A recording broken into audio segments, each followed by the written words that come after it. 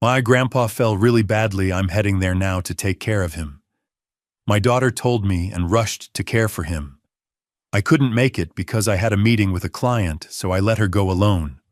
But something felt off. Why didn't my father call me directly?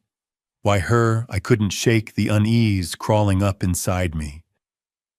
So I made a decision that would change everything. I showed up unannounced. What I heard through that window, my own daughter's voice cold and calculating, nearly made my knees buckle. That moment shattered everything I thought I knew about family. And it was only the beginning of the nightmare I never saw coming. I'm grateful you're here today.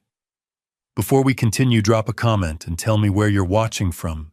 It helps this story reach more people. Just a quick note. Parts of this story include fictional details added for educational and storytelling purposes. Any resemblance to real names or settings is coincidental, while the ideas behind it may still resonate.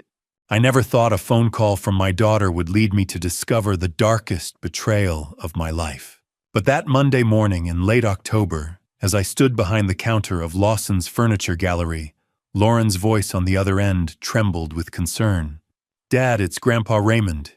He had a fall. I'm heading to Pinewood right now." My hand froze halfway to the coffee mug. Autumn light slanted through the storefront windows, catching dust motes in golden shafts. "A fall? Is he okay? Did you call an ambulance?" "Oh, he's conscious. Just shaken up. He called me instead of 911. You know how stubborn he is." Her voice softened. "I know you've got the Johnson appointment today, Dad. The big one. I can handle this. I'll stay with him, make sure he's all right." I exhaled slowly, guilt and relief mixing in my throat. The Johnsons were set to arrive in an hour, ready to finalize a $15,000 order for their lake house renovation. 28 years running this place had taught me that missing appointments like that could mean losing clients for good. "Are you sure, honey, I can reschedule?" "Dad, I've got this. You've done enough for Grandpa over the years. Let me help." Her words settled something in me. My little girl, all grown up and responsible. I remembered her at 6 years old, sprawled on the showroom floor with crayons, drawing pictures of sofas with faces. Now she was 30, a marketing professional with her own apartment downtown, stepping up for family. "Okay," I said. "But call me when you get there, and tell him I'll come by tonight after I close up." "I will. Love you, Dad." "Love you too, sweetheart." The line went dead. Marcus, my lead sales associate, glanced over from where he was rearranging throw pillows on a display sofa. "Everything all right, boss?" "Yeah, just my dad. Lauren's checking on him." My father had always been the strongest man I knew, a man who'd raised me on a postal worker's salary, who'd taught me the value of honest work. But he was 78 now, and since Mom passed 3 years ago, he'd seemed smaller somehow. Frailer. The thought of him alone in that house 45 minutes away in Pinewood made something twist in my gut. Still, I pushed it aside. Lauren was there. Lauren would take care of him. The morning crawled by. The Johnsons arrived at 9 sharp, a well-dressed couple with expensive taste and exacting standards.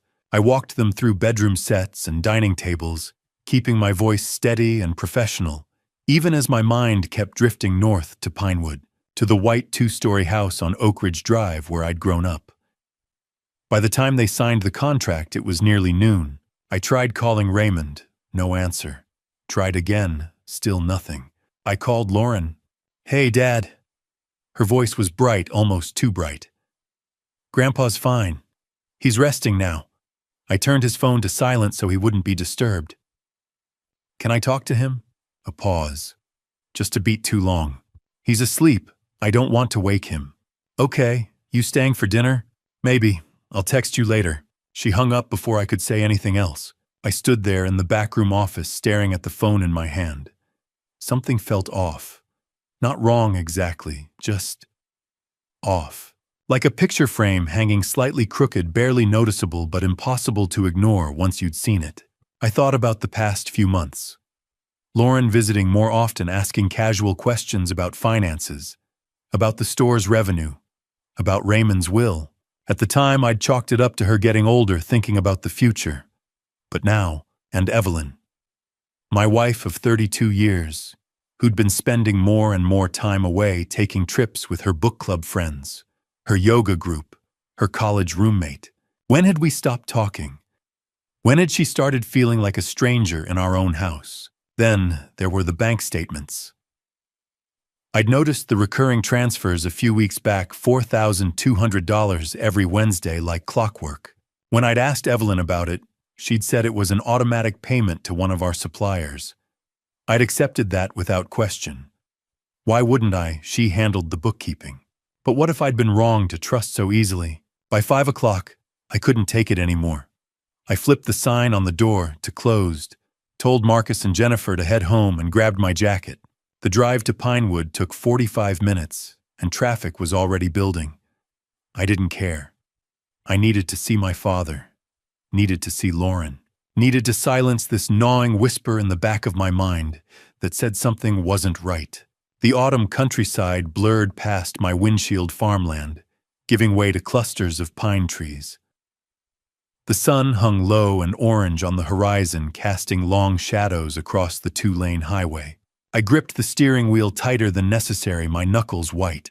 When I finally pulled into Raymond's driveway, the first thing I noticed was the unfamiliar car.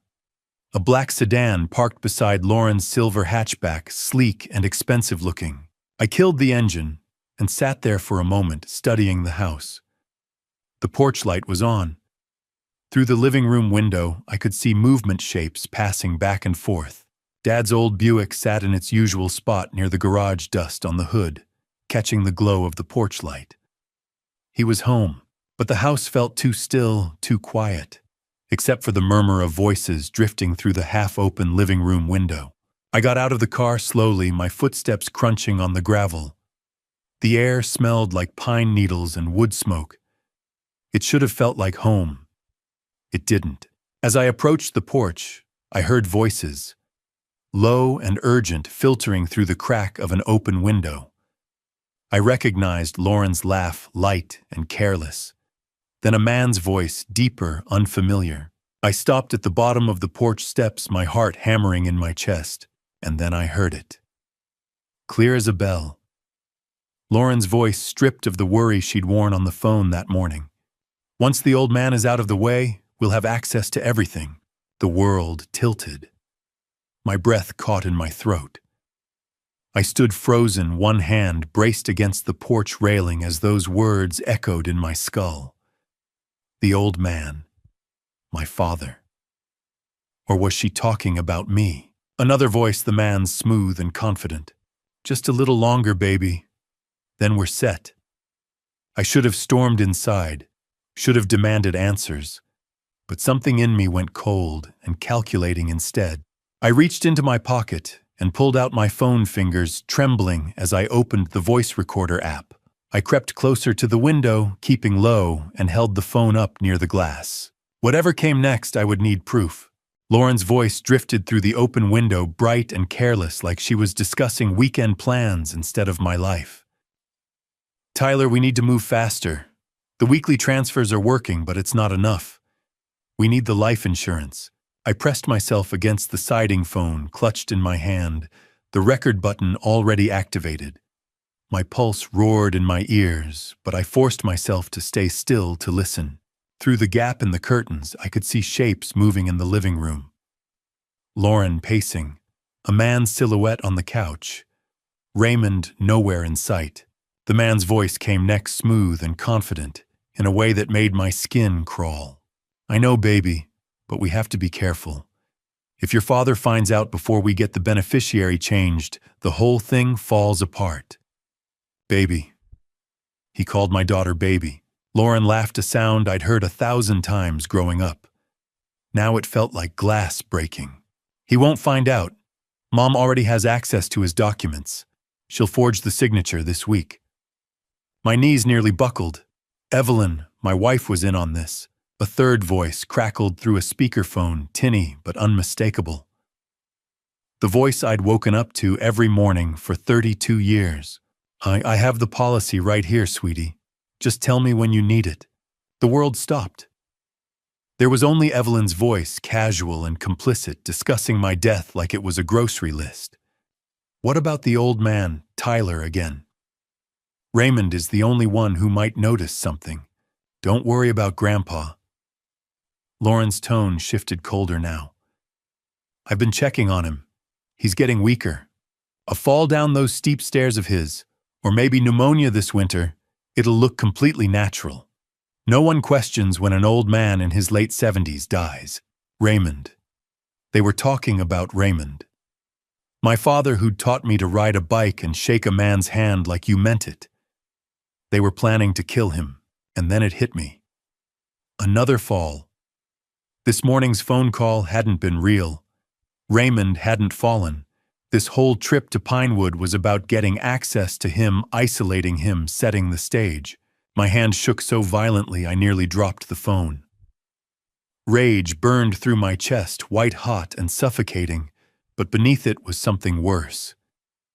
Grief, the kind that hollows you out and leaves you empty. I wanted to kick down that door, but I didn't. Instead, I crouched lower, angled the phone closer to the window, and let the recording run. Emotion loses cases. Evidence wins them, Tyler spoke again.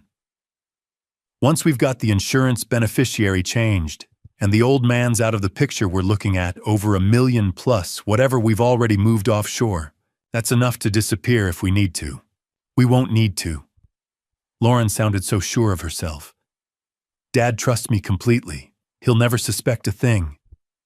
Dad trusts me completely. Those words cracked something inside me. She knew. She knew exactly what she was doing, knew how much I loved her, and she was weaponizing it. I backed away from the window, each step deliberate and silent. When I reached my car, I eased the door open, slipped inside, and closed it with the gentlest click. I didn't start the engine right away. Couldn't. My hands were shaking too badly. I sat there in the dark driveway, staring at my phone screen, at the little red recording icon still pulsing. 3 minutes and 42 seconds. Less than 4 minutes to dismantle a lifetime of trust. Finally, I stopped the recording, saved it, backed it up to the cloud. Then I started the car and pulled out of the driveway, headlights off, until I was back on the main road. The drive home felt nothing like the drive there. Every mile stretched longer the highway, an endless black ribbon cutting through fields I couldn't see. My mind raced in circles trying to make sense of what I'd heard. How long had they been planning this? The weekly transfers, $4,200 every Wednesday. I'd seen them for months and thought nothing of it. How much had they taken already? And the life insurance policy, when had Evelyn gotten access to that? By the time I pulled into our driveway in Maplewood Heights, it was past 9. The house sat dark and quiet, Evelyn's car nowhere in sight. Good. I needed time to think. Inside, the air smelled faintly of her lavender perfume, a scent that used to comfort me. Now it felt like evidence. I locked the door behind me, walked straight to my office, and closed the blinds. Then I sat at my desk, plugged in my headphones, and played the recording again. Lauren's voice, "We need the life insurance." Tyler's voice, "If your father finds out." Evelyn's voice, "I have the policy right here." I played it 3 times. 4, 5. Each time hoping I'd hear something different. But the words never changed. My daughter wanted me dead. My wife was helping her, and a man I'd never met was orchestrating the whole thing. When my phone buzzed with a text just before 11, I almost didn't look. Lauren. "Dad, Grandpa is doing fine. I'm staying with him tonight. Don't worry." My throat tightened. I stared at those words, at the casual lie wrapped in daughterly concern, and felt something shift inside me. The grief was still there, sharp and raw, but underneath it, something harder had taken root. I typed back carefully, each word a small act of performance. "Thank you, sweetheart. I'm glad you're there." I hit send and set the phone face down on the desk. Sweetheart. I'd called her that since the day she was born. I'd walked her to her first day of kindergarten, taught her to drive, paid for her college education. And this was how she repaid me. I opened my laptop and started a list.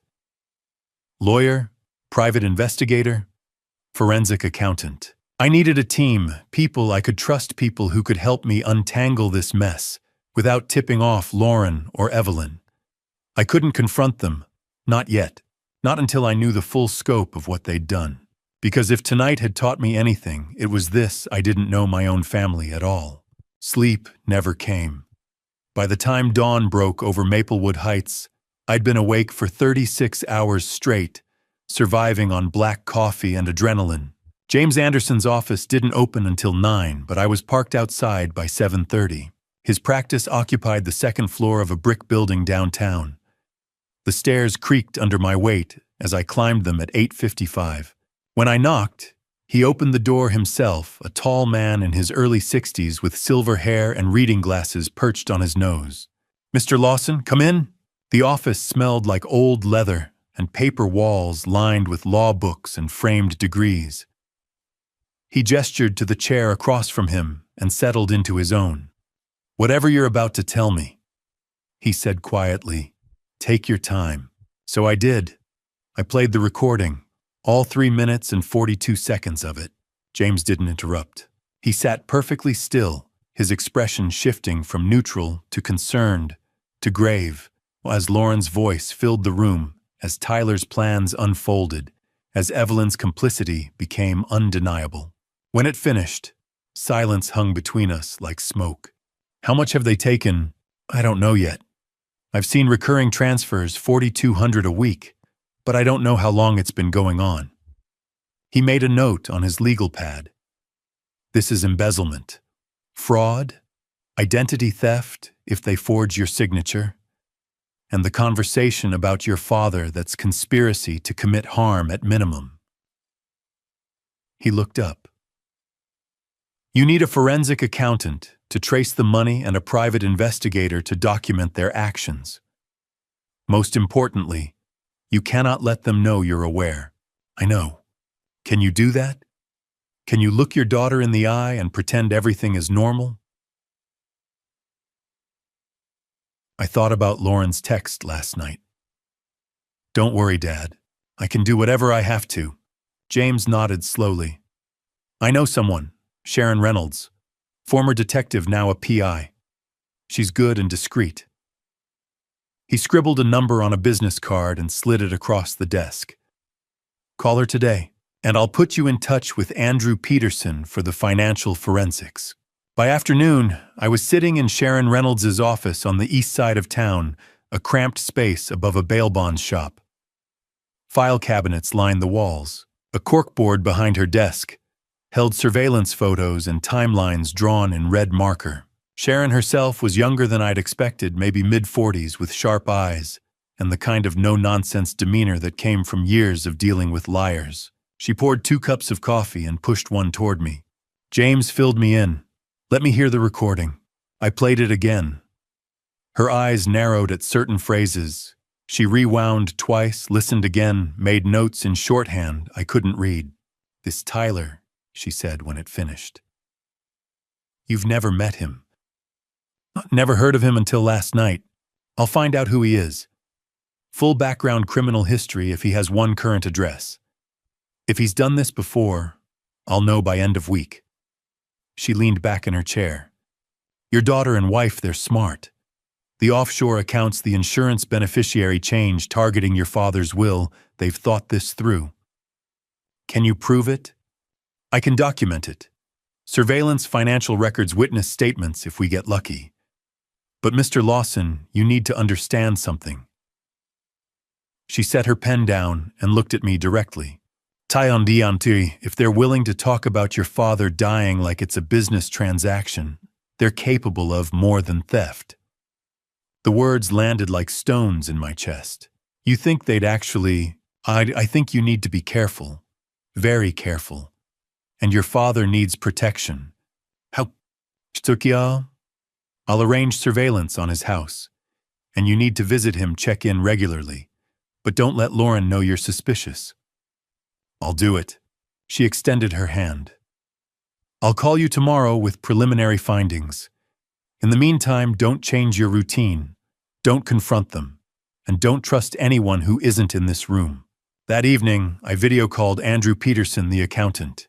He appeared on screen, a thin man with wire-rimmed glasses.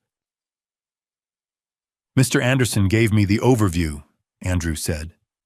"I'll need access to your business accounts, personal accounts, credit cards, anything with your name or your wife's name on it. I'll go back 24 months to start." "How long will that take?" "A week, maybe 2. But I'll have preliminary numbers in 72 hours. I gave him the login credentials. When the call ended, the house felt emptier than before.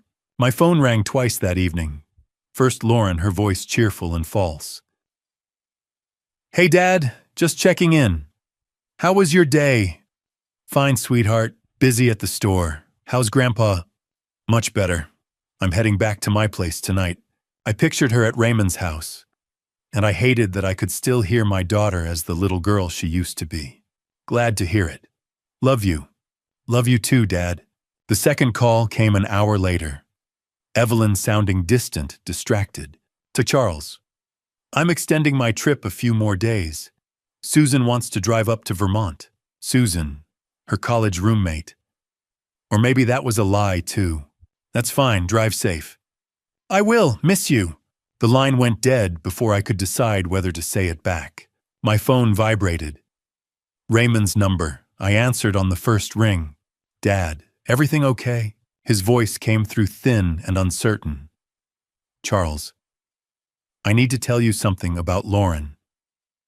Yesterday she asked me about my will. Wanted to know who the beneficiaries are. Said she was helping me get my affairs in order." He paused. "It didn't sit right with me, son." I closed my eyes. "Dad, don't change anything. Not your will, not your accounts, nothing. I'm coming to see you this weekend. We need to talk." "Is something wrong?" "Everything. Everything is wrong. We'll talk in person. Just promise me you won't sign anything until we do." "I promise." After we hung up, I sat in that dark kitchen and understood the full scope of it. They weren't just stealing from me. They were circling Raymond like vultures ready to forge his signature the way they'd planned to forge mine. Thursday evening and the October chill had deepened into something sharper. I left Lawson's Furniture Gallery just after 7, locking the front door, while Marcus finished loading a dresser into a customer's truck. Main Street was quiet shop windows glowing warm against the encroaching dark. I climbed into my sedan and pulled out onto the road home. The drive was familiar enough that my mind wandered. I thought about Sharon's latest update. She'd identified Tyler Brooks started building his profile. Thought about Andrew Peterson's preliminary numbers, transactions that didn't add up. Thought about the recording on my phone and wondered how many more secrets were waiting to surface. Riverside Drive curved along the eastern edge of Maplewood Heights, where old oaks leaned over the asphalt, and the park stretched dark to my right. This stretch of road had been here since before I was born. I'd driven it 1,000 times. The steering wheel locked. One moment I was easing into the curve. The next, my hands were wrenching at a wheel that refused to turn, the car barreling straight toward the guardrail. Time fractured. My foot slammed the brake, but momentum carried me forward. Instinct took over. I yanked the wheel harder, throwing my whole body into it. Something in the mechanism gave not much, but a fraction that let me angle away from the rail. The car skidded sideways, tires shrieking. Then I was off the road, entirely gravel, spitting under the wheels, and the world tilted as I plowed into the bushes. Branches exploded across the windshield. The seatbelt locked tight across my chest. My head snapped forward, then back. The car shuddered to a stop, half buried in thorns and splintered wood. Silence. Then the hiss of the radiator. My own ragged breathing. I sat there, hands still gripping the wheel knuckles, bone white. Something wet trickled down my temple, blood probably. But I was alive. A neighbor appeared at my window. Her expression twisted with concern. "Oh my God, are you okay? I saw you go off the road." "I'm fine, I think." The steering it locked. "Bow, don't move, I'm calling 911. The ambulance arrived within 10 minutes, followed by a police cruiser. EMTs checked me over while an officer took my statement. "Any mechanical issues with the vehicle recently?" "No, nothing. It just locked up on the curve. Happens sometimes with older cars. Steering linkage can fail." He glanced at my sedan. "You're lucky it wasn't worse." Lucky. I nodded, but the word felt wrong. I called Mike's auto repair and asked for a tow. I rode home with the neighbor, thanked her, and spent the rest of the evening sitting in my dark kitchen, replaying the moment when the wheel refused to turn. Mike called at 8 the next morning. I was already awake, 3 cups of coffee deep. "Charles, you need to come down here." His voice had an edge I didn't like. I was at the garage 20 minutes later. Mike stood by my car on the lift, his face grim. "What is it?" He gestured me over, pointed to the steering column. "See these bolts here? They've been loosened. Not all the way. Whoever did this was smart. Loosened them just enough that they'd hold for a while, then give out under stress." My stomach turned to lead. "What are you saying?" Mike looked me in the eye. "I'm saying someone tampered with your car. This wasn't mechanical failure. This was deliberate." The garage floor seemed to tilt. "You're sure? Look at the tool marks." He pointed to faint scratches around the bolt heads. "Fresh. Done recently, maybe a day or two ago." A day or two ago. Then I remembered. Wednesday night. Lauren had come over for dinner, said she missed me. We'd ordered pizza, watched a movie. She'd stayed late, asked if she could crash in her old room. I'd said yes, thrilled that she wanted to be there. My car had been parked on the street. All night. "I need to make a call." I stepped outside, dialed Sharon Reynolds. "Sharon, it's Charles. My car was sabotaged. Someone loosened the steering bolts. I crashed last night." A pause. Then sharp. "Are you hurt?" "Bruises. Nothing serious." "But Sharon, I think it was Lauren." "Where are you?" Mike's auto repair, downtown." "Stay there, I'm on my way." She arrived in 15 minutes, took photos of the bolts, the tool marks, interviewed Mike. When she finished, she pulled me aside. "When did Lauren last have access to your car?" "Wednesday night. She stayed over. The car was parked on the street. And no one else could have done this." I thought about Evelyn, about how she had keys to my car, access to everything. "Evelyn's been away. Lauren's the only one who's been around." Sharon nodded slowly. "Charles, this changes things. This isn't just theft anymore. This is attempted murder." The words hung in the cold morning air. Attempted murder. My daughter had tried to kill me. "What do I do?" "You keep acting normal. You don't let her know you suspect anything. And you don't go anywhere alone." She met my eyes. "They've escalated, which means they're getting desperate. Either way, you're in danger." I drove home in a rental car, Sharon following behind. I spent the afternoon installing security cameras, front door, back door, driveway, garage. Changed every password, double-checked the locks. By the time darkness fell, I was exhausted, but sleep wouldn't come. I lay in bed, staring at the ceiling. Just before midnight, headlights swept across the bedroom wall. A car door slammed. I heard the front door open, Evelyn's footsteps in the hallway. She slipped into the bedroom quietly, thinking I was asleep. The mattress dipped as she climbed in beside me. I kept my eyes closed, my breathing slow and even. And I wondered, did she know? Did she know Lauren had tried to kill me? Had she told Lauren I'd be driving home late on Thursday? Or worse, had she been the one to loosen the bolts herself? I lay there inches from the woman I'd loved for 3 decades and realized I had no idea who she was anymore. Saturday morning arrived with weak sunlight filtering through the blinds.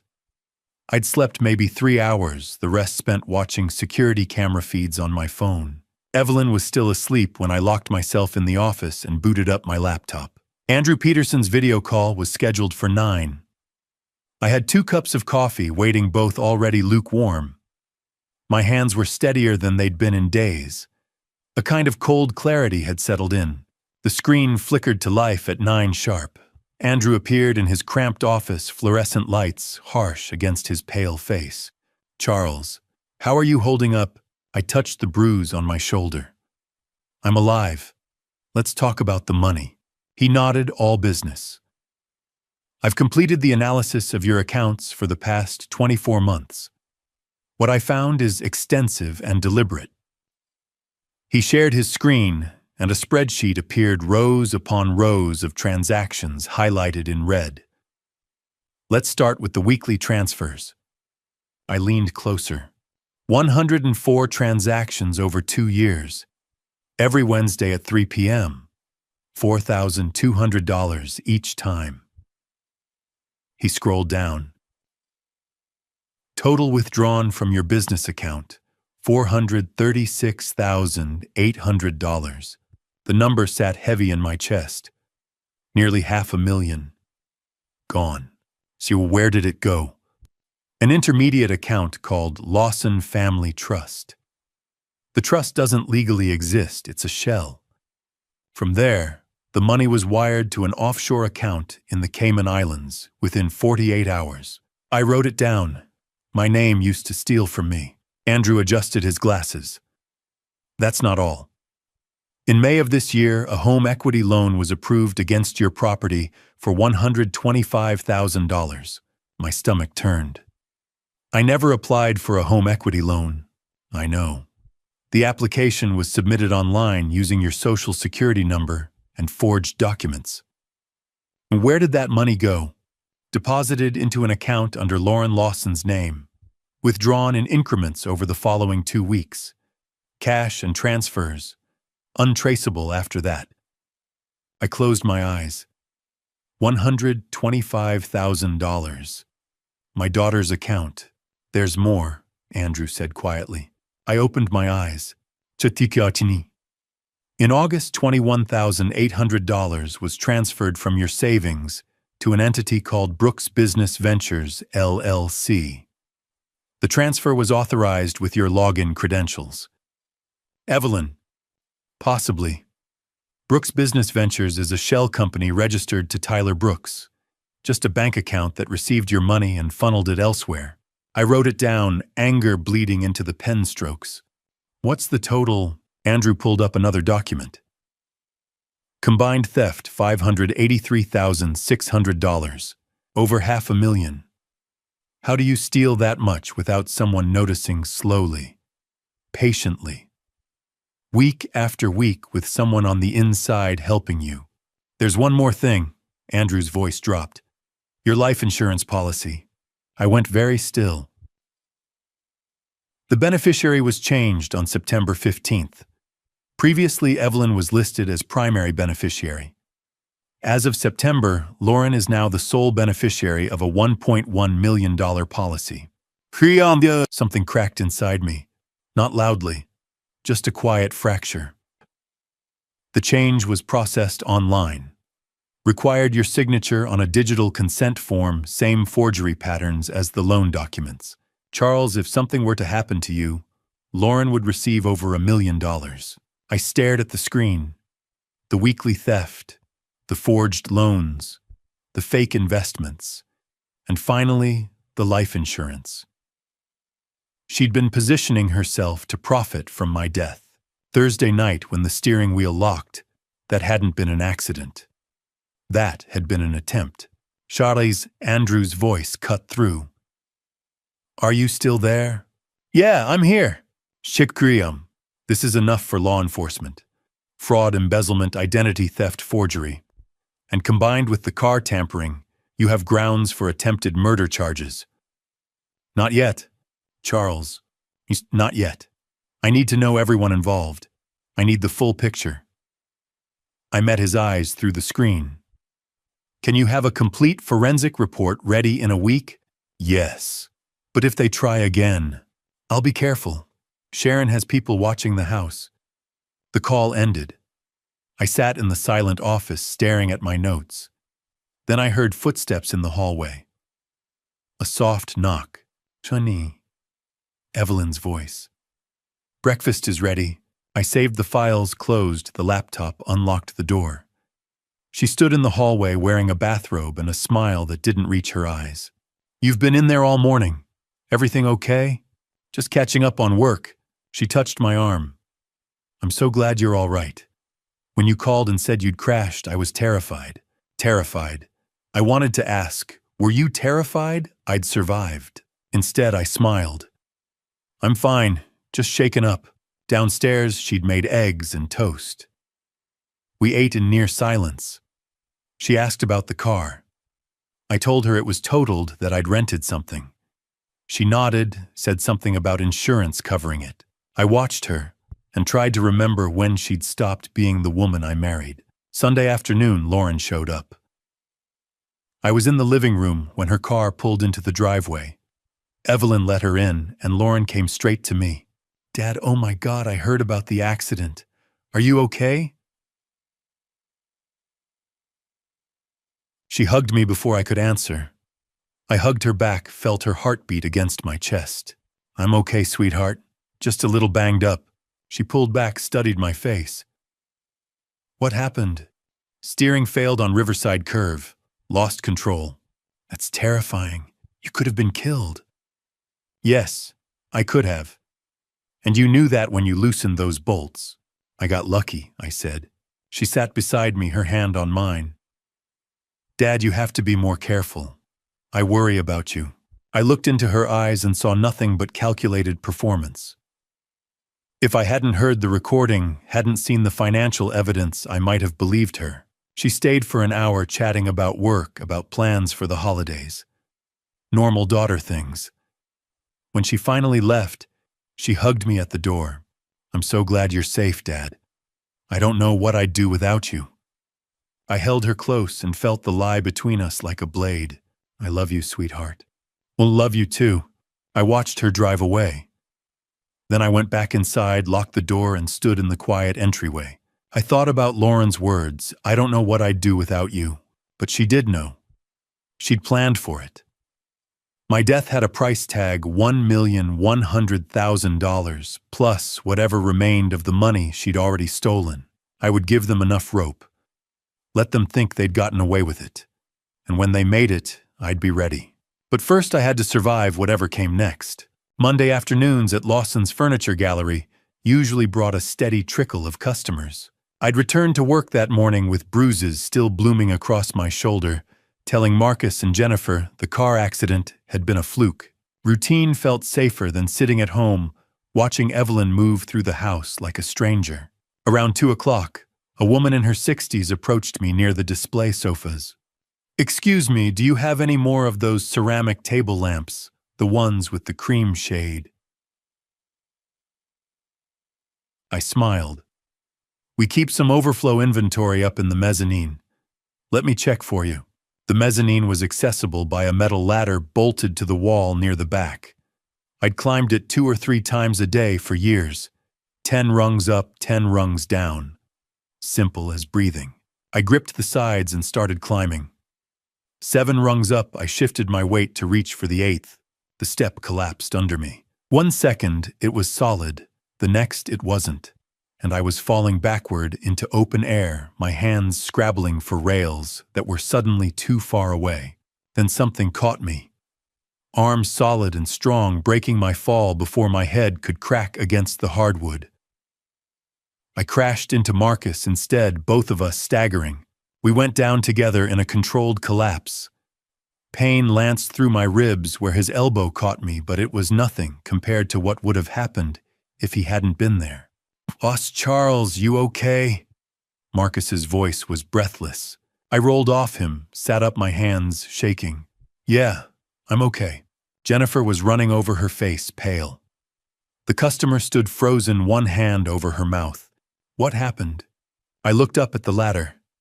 The 7th rung dangled loose, one end still attached, the other hanging at a sickening angle. "That rung just gave out," I said. "Just snapped." "That's a 10-foot fall," Jennifer said. "Charles, you could have broken your neck." Marcus stepped closer to the ladder. "That's not right. That ladder's steel. We had it inspected 6 months ago." He glanced at me. I'm going to take a look. He fetched a stepladder and climbed up to examine the broken rung. I watched him run his fingers over the metal, his frown deepening. Charles, come look at this. I climbed up and joined him. Marcus pointed to the bolt holes. See these, the bolts have been loosened. There are fresh tool marks on the heads. Someone used a wrench to back these off just enough that they'd hold for a bit, then fail under weight. The floor seemed to tilt. Not again. Not twice in 1 week. You're sure? Charles I worked construction for 15 years. I know what tampering looks like. He met my eyes. Someone did this on purpose. I climbed down slowly. When was the last time anyone else was up there? Marcus thought for a moment. Yesterday. Sunday. Your daughter came by.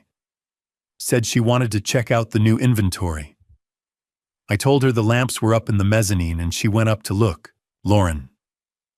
Sunday afternoon, less than 24 hours ago. How long was she up there? 15 minutes, maybe. When she came down, she said she didn't see anything she liked. 15 minutes. Long enough to loosen bolts on a ladder her father climbed multiple times a day. I pulled out my phone, dialed Sharon Reynolds. Charles, what's wrong? It happened again. At the store. The ladder. Someone sabotaged it. I almost fell. Are you hurt? No. Marcus caught me. But Sharon, it was Lauren. She was here yesterday. Don't touch anything. I'm on my way. She arrived 30 minutes later with a camera and evidence kit. Marcus gave his statement, showed her the tool marks. She took photos from every angle. When Sharon finished, she pulled me aside. This matches the pattern from your car. But this time there's a witness. She nodded toward Marcus. And this time she made a mistake. What kind of mistake? Sharon pulled out her phone, showed me a photo of a receipt.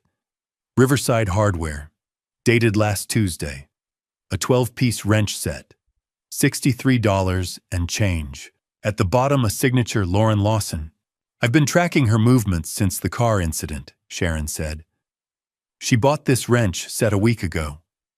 The tool marks on your ladder match the size of wrenches in this set. I stared at the receipt at my daughter's looping signature. She'd bought the tools. Used them to sabotage my car. Used them again to sabotage the ladder. How many more times? Sharon's eyes were steady. As many as it takes until she succeeds.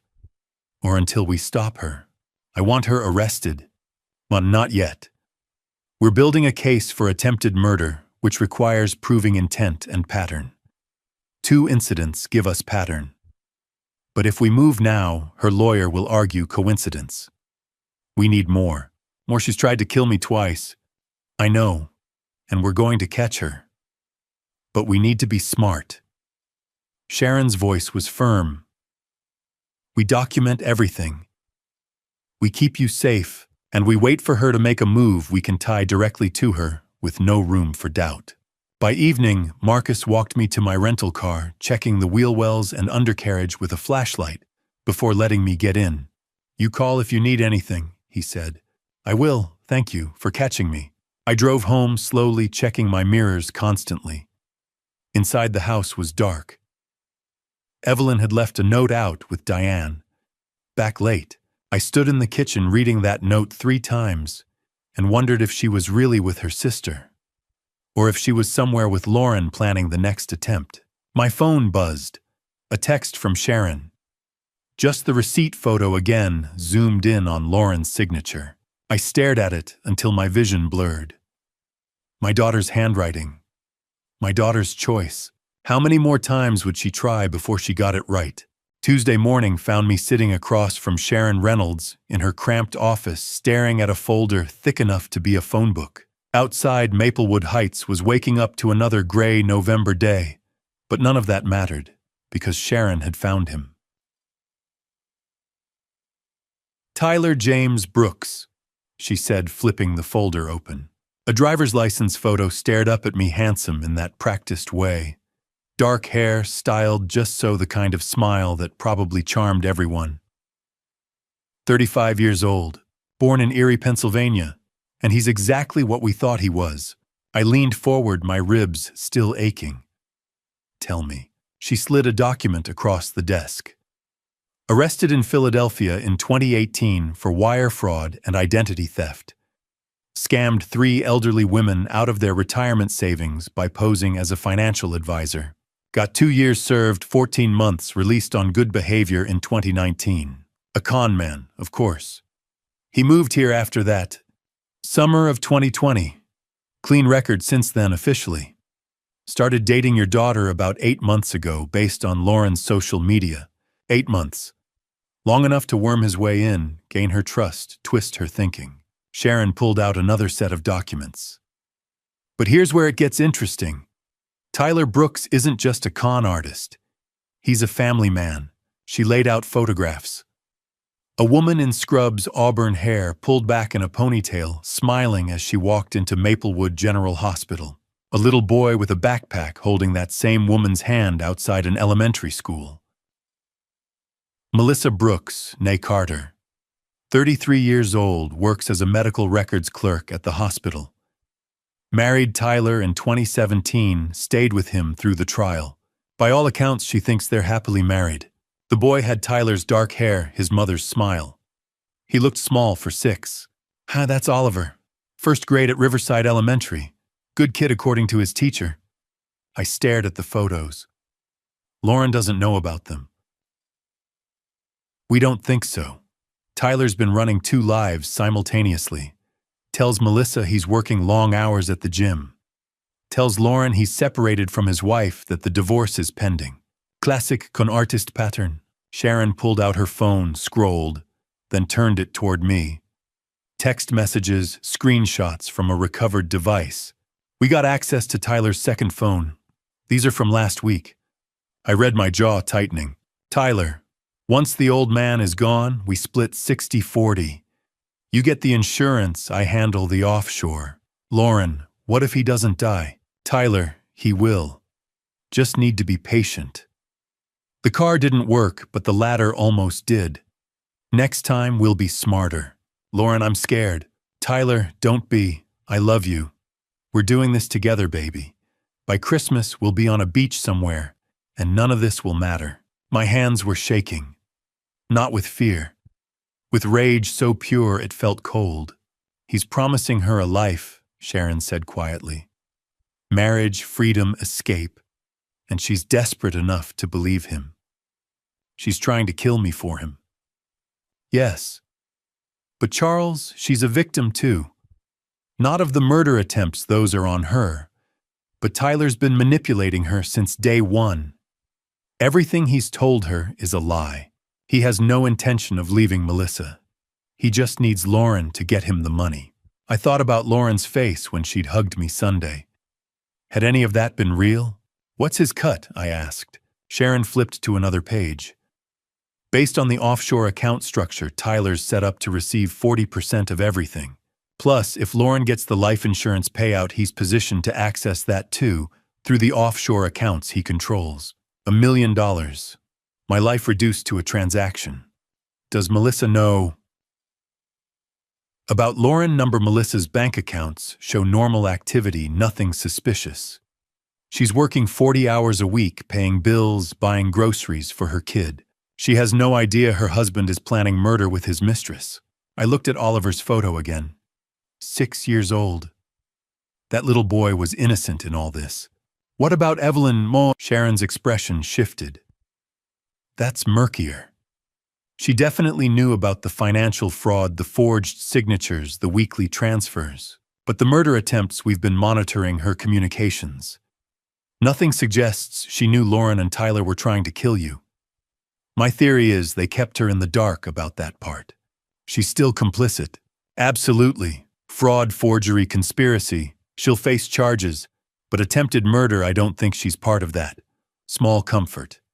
My wife had stolen from me, lied to me, forged my signature. Sharon closed the folder. We're ready to move soon. James Anderson is preparing the legal filings. Detective Palmer at Maplewood PD is coordinating with us. The memorial dinner on the 18th, that's our target. We let them come to you surrounded by family, and we take them down publicly. 6 more days. 6 more days. Can you hold out? I thought about the steering wheel locking, the ladder collapsing. 6 more days of pretending, 6 more days of smiling at my daughter while knowing she wanted me dead. I can do it. Good. Because Charles, if they're planning something for the memorial dinner, they might try one more time before then. Be vigilant. Wednesday evening, I was closing up the store when my phone buzzed. An alert from the security app Sharon had installed. Motion detected kitchen, rear door. My heart stopped. I pulled up the camera feed with shaking hands. The kitchen was dim, just the under-cabinet lights on. And there, moving through the frame, was Lauren. She was alone. No Tyler, no Evelyn.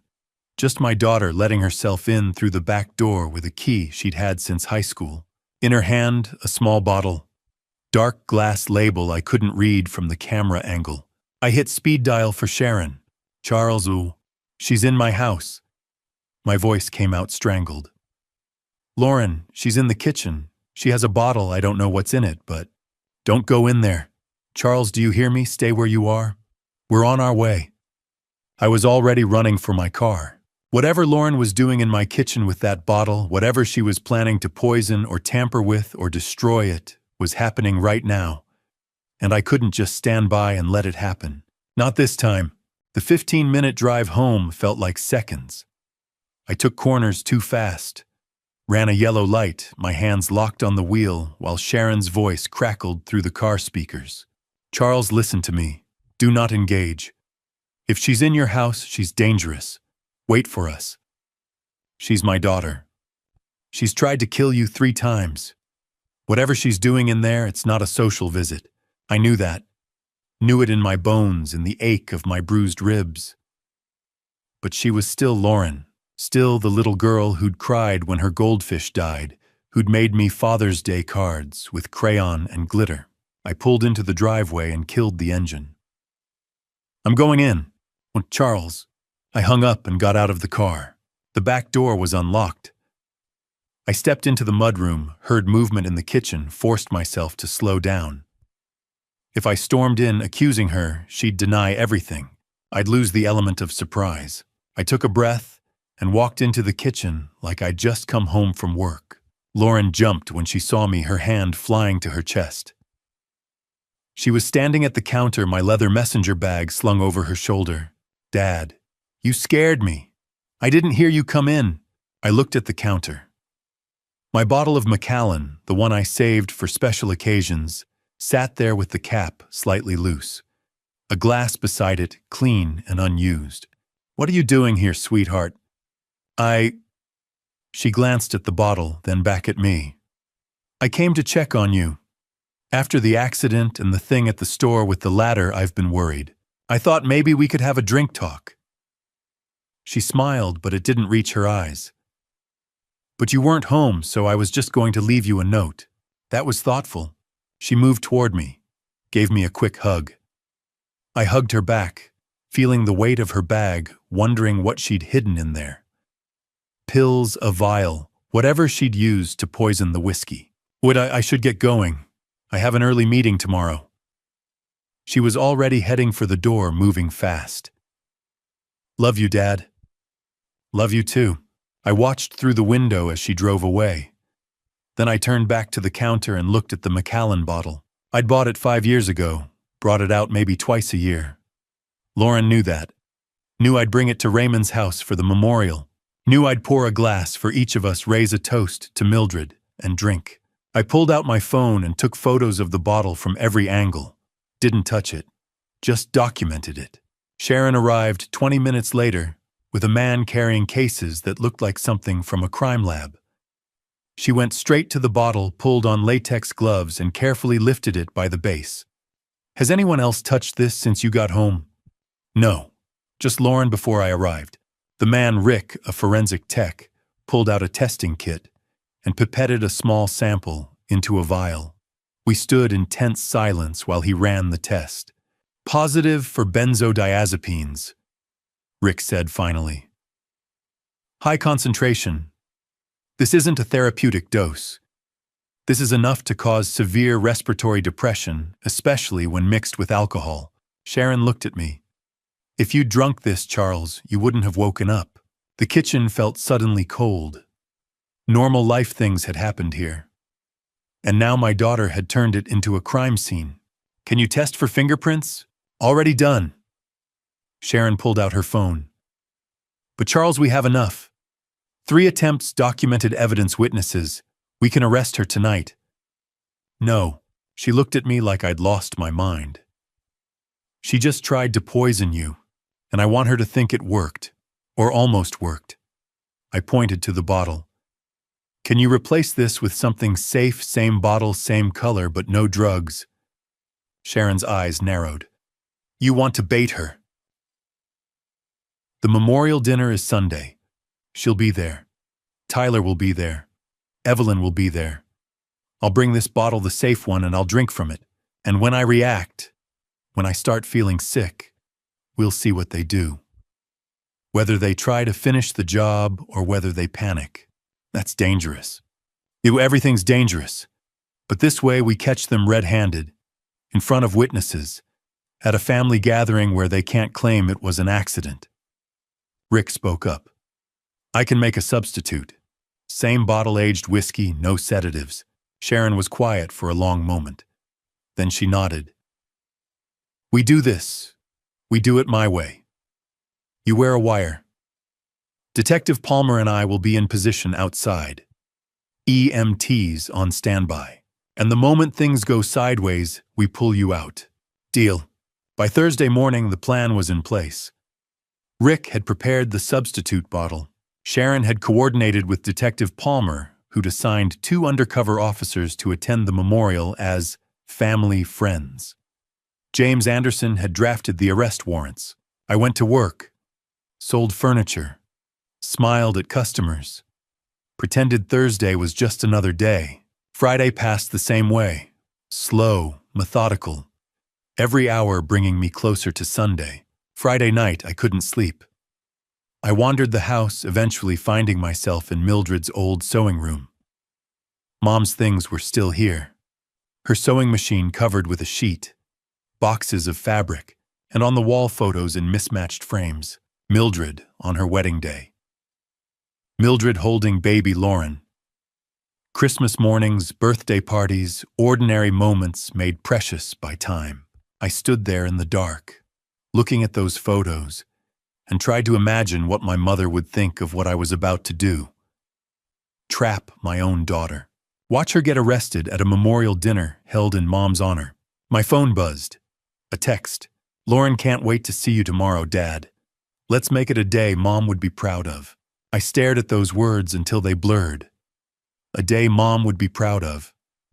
Tomorrow I'd walk into my father's house carrying whiskey that was supposed to be poisoned. I'd drink from it while my daughter watched, waiting for me to die. And when her plan failed again, I'd watch the police take her away in handcuffs. I didn't reply. What was there to say? I turned off the light and went back to my bedroom. Lay down in the bed I'd shared with Evelyn for 32 years and stared at the ceiling until dawn. Tomorrow was the memorial. Tomorrow was the trap. Tomorrow, one way or another, this would end. But tonight all I could do was lie in the dark and mourn the family I'd thought I had. Dawn broke gray and cold over Maplewood Heights, the kind of November morning that smelled like dead leaves and coming snow. I drove to Pinewood with the swapped whiskey bottle in a gift bag on the passenger seat, the wire taped to my chest, itching beneath my shirt, and a hollowness in my gut that had nothing to do with fear. Sharon's voice crackled through the earpiece hidden under my collar. We're in position. 2 blocks south in an unmarked van. Palmer and Rodriguez are parked at the corner. You're covered. Copy that. Charles. Her voice softened. You don't have to do this. I need them at the dinner, in front of everyone. I need them to see what Lauren and Evelyn did. I pulled into Raymond's driveway at 8:30. Lauren's car was already there. So was the black sedan I now knew belonged to Tyler Brooks. The house looked the same as it always had, white clapboard green shutters, the porch where I'd learned to tie my shoes. Normal. Except nothing about this morning was normal. Raymond opened the door before I could knock. Charles, come in, son. Lauren and her friend are already here. Morning, Dad. I hugged him carefully. How are you holding up? Missing your mother something fierce today. Me too. Inside, Lauren and Tyler sat in the living room on the couch, where 3 weeks ago I'd stood outside and heard them plot my death. Lauren stood when she saw me, her smile bright and false. Dad, you made it. I hugged her, felt her arms around me, and wondered how many times I'd held my daughter while she was thinking about killing me. Wouldn't miss it. Hi, Tyler. Tyler rose, extended his hand. He had no idea we knew everything. No idea today was the day his life fell apart. Mr. Lawson, good to see you again. I set the gift bag on the coffee table. I brought something.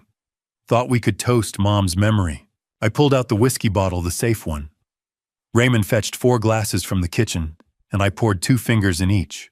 To Mildred, I said, raising my glass. The strongest woman I ever knew. She taught me that family is everything and that the truth always comes out. Raymond raised his glass, tears already in his eyes. To Mildred. Lauren raised hers, her smile wavering. To Grandma, I drank. A good swallow, the whiskey burning clean down my throat. Raymond drank too. I watched Lauren and Tyler carefully. Lauren brought the glass to her lips, barely touched it, then set it down. Tyler did the same, a pantomime of drinking without actually consuming anything. They knew it was poisoned. They were waiting for me to die. 10 minutes passed. We talked about nothing, the weather, Raymond's health, Lauren's work. Normal conversation. Except I was watching Lauren and Tyler watch me, waiting for symptoms they expected. Finally, I let my eyes unfocus slightly. Brought my hand to my temple. I don't feel so good. Raymond looked over, concerned. Charles, you all right? Just dizzy. I stood up, swayed deliberately, then sat back down hard. Something's wrong. Lauren was on her feet immediately. Dad, what's happening? I let my eyes close, my head loll back. Can't breathe right. Should I call 911? Raymond's voice rose with panic. Tyler spoke up, too calm. Let's see if he needs it. Might just be a panic attack. Buying time. Waiting to see if the poison would finish the job. Dad, stay with us. Tyler, call an ambulance. But he was moving away from his phone, not toward it. Give him a minute. The front door burst open. Sharon and 2 men in EMT uniforms rushed in. We got a call about a medical emergency. Everyone stepped back.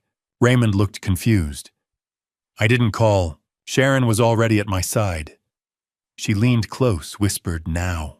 I opened my eyes, sat up, looked directly at Lauren.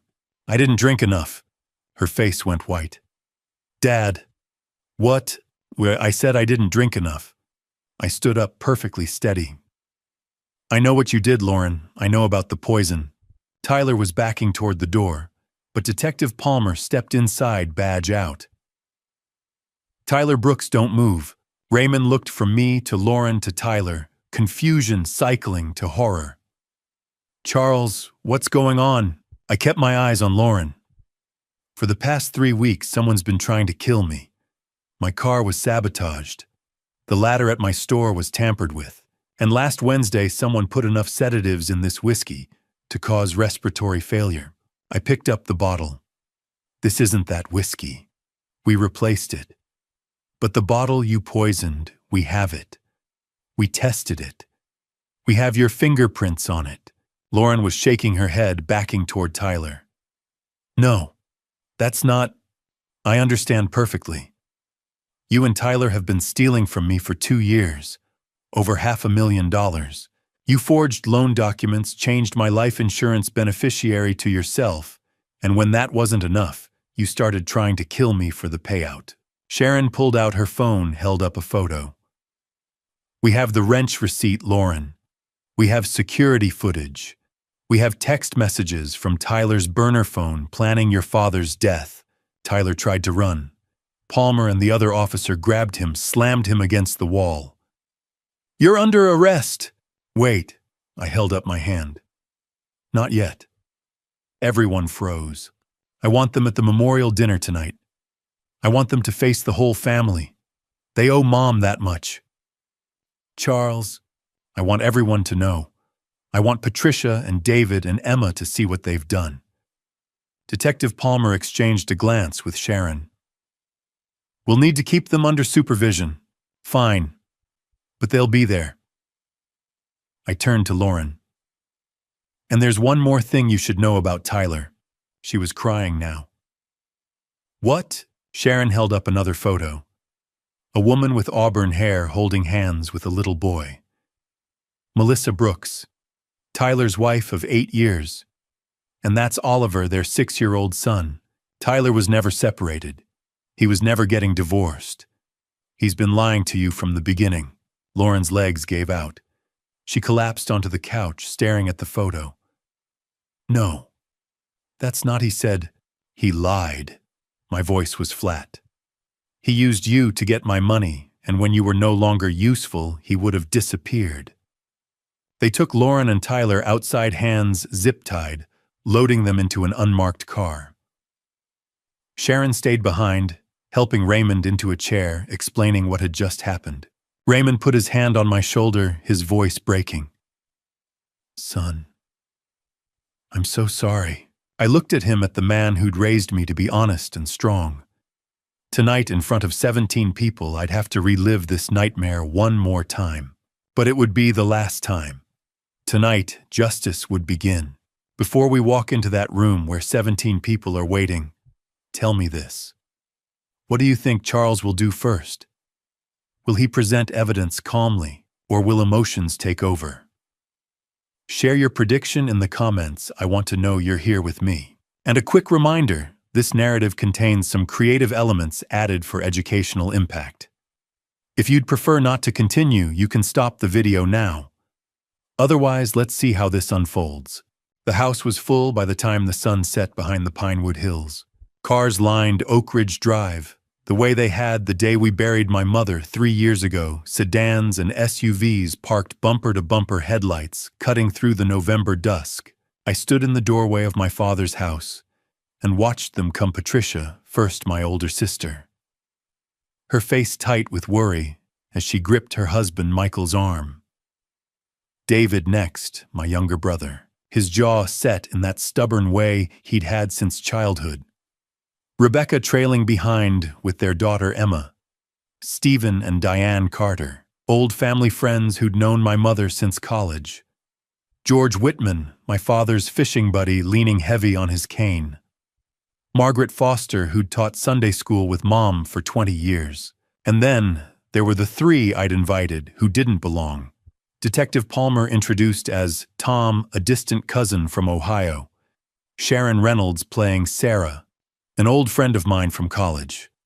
Officer Jenkins, Dan, a neighbor from Maplewood Heights who'd supposedly heard about the dinner and asked to pay respects. 17 people total, 17 witnesses. Inside the dining room glowed warm with lamplight. My father had set the long oak table with my mother's best china, the set, with the delicate blue flowers she'd only used for holidays. Framed photos of Mildred lined the mantel her wedding day, holding me as a newborn, laughing at some long-forgotten joke. The scent of roast chicken and rosemary filled the air, though I doubted anyone would have much appetite tonight. Lauren sat near the far end of the table, Tyler beside her. She looked pale, her hands folded in her lap, fingers twisting the napkin over and over. Tyler's face was calm, almost bored, but I caught the way his eyes tracked Sharon's movements across the room. He knew something was wrong. He just didn't know how wrong. Evelyn sat across from them, her face carefully blank. She'd barely spoken to me since this morning, hadn't asked why I'd recovered so quickly from my episode, hadn't questioned why I'd insisted on this dinner. She knew. I was certain now. She'd known about the money, maybe even about the forged signatures. The only question left was whether she'd known about the 3 attempts on my life. By 7, everyone had arrived. Raymond stood at the head of the table, his hands gripping the back of his chair. He looked older tonight, the lines in his face deeper, his shoulders bowed. When he spoke, his voice cracked. Thank you all for coming, he said. 3 years ago, we lost Mildred. She was the heart of this family, and not a day goes by that I don't miss her. He paused, swallowed hard. Tonight we gather to remember her, and to face some hard truths as a family. He sat down heavily and looked at me. The room fell silent. I stood slowly, my chair scraping against the hardwood floor. Every eye turned toward me. Patricia looked worried. David looked confused. Emma's young face was pale with apprehension. Margaret dabbed at her eyes with a tissue. And Lauren stared at her plate, her jaw clenched so tight I could see the muscle jumping. Mom believed in honesty. I began, my voice steady. She used to say that a family built on lies would crumble from within. She taught us to value integrity above all else.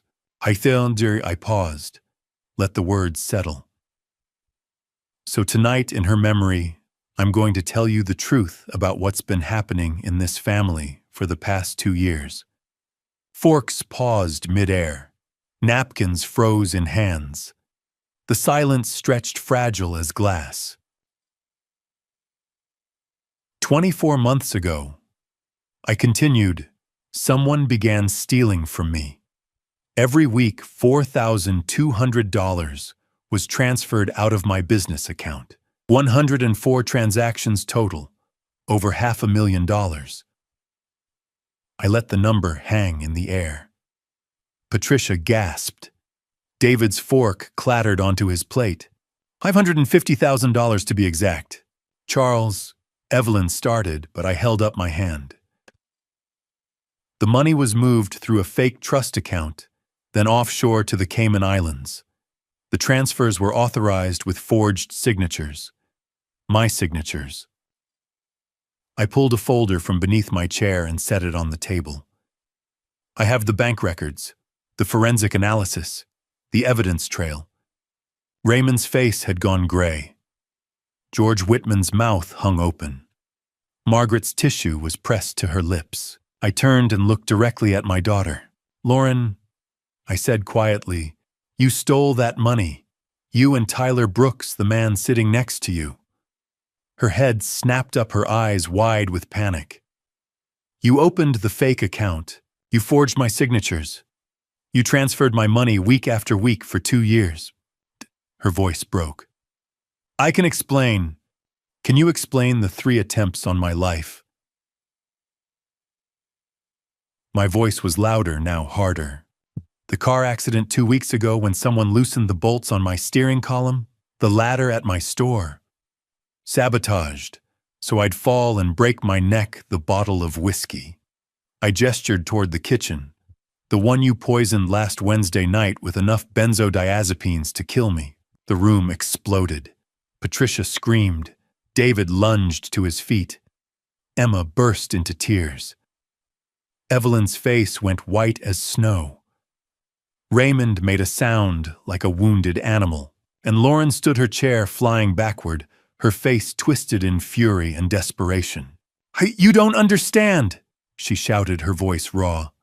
Tyler loves me. He promised we'd be together. He promised.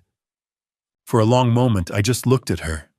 My daughter, 30 years old, face twisted with desperation, hands shaking, as she stood before 17 witnesses and proclaimed Tyler Brooks's love like it was a shield. Sit down, Lauren, I said quietly. The room held its breath. Lauren wavered, her eyes darting to Tyler as if he might save her. But Tyler sat frozen, his face carefully blank. Officer Jenkins had shifted closer, blocking the exit. Sit down. She sank into her chair, and I reached beneath the table. This time I pulled out 17 manila folders, each one thick with documents. I passed them around the table. Patricia opened hers with trembling hands. David's face went hard as stone. Emma covered her mouth. Bank records, I said. 2 years of transfers. Every Wednesday at 2:47 p.m., $4,200 left my business account and moved to an offshore account controlled by Lauren and Tyler Brooks.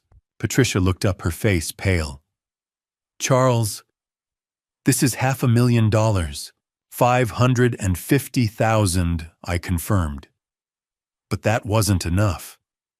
I flipped to the second tab. Last May, someone took out a mortgage on my house.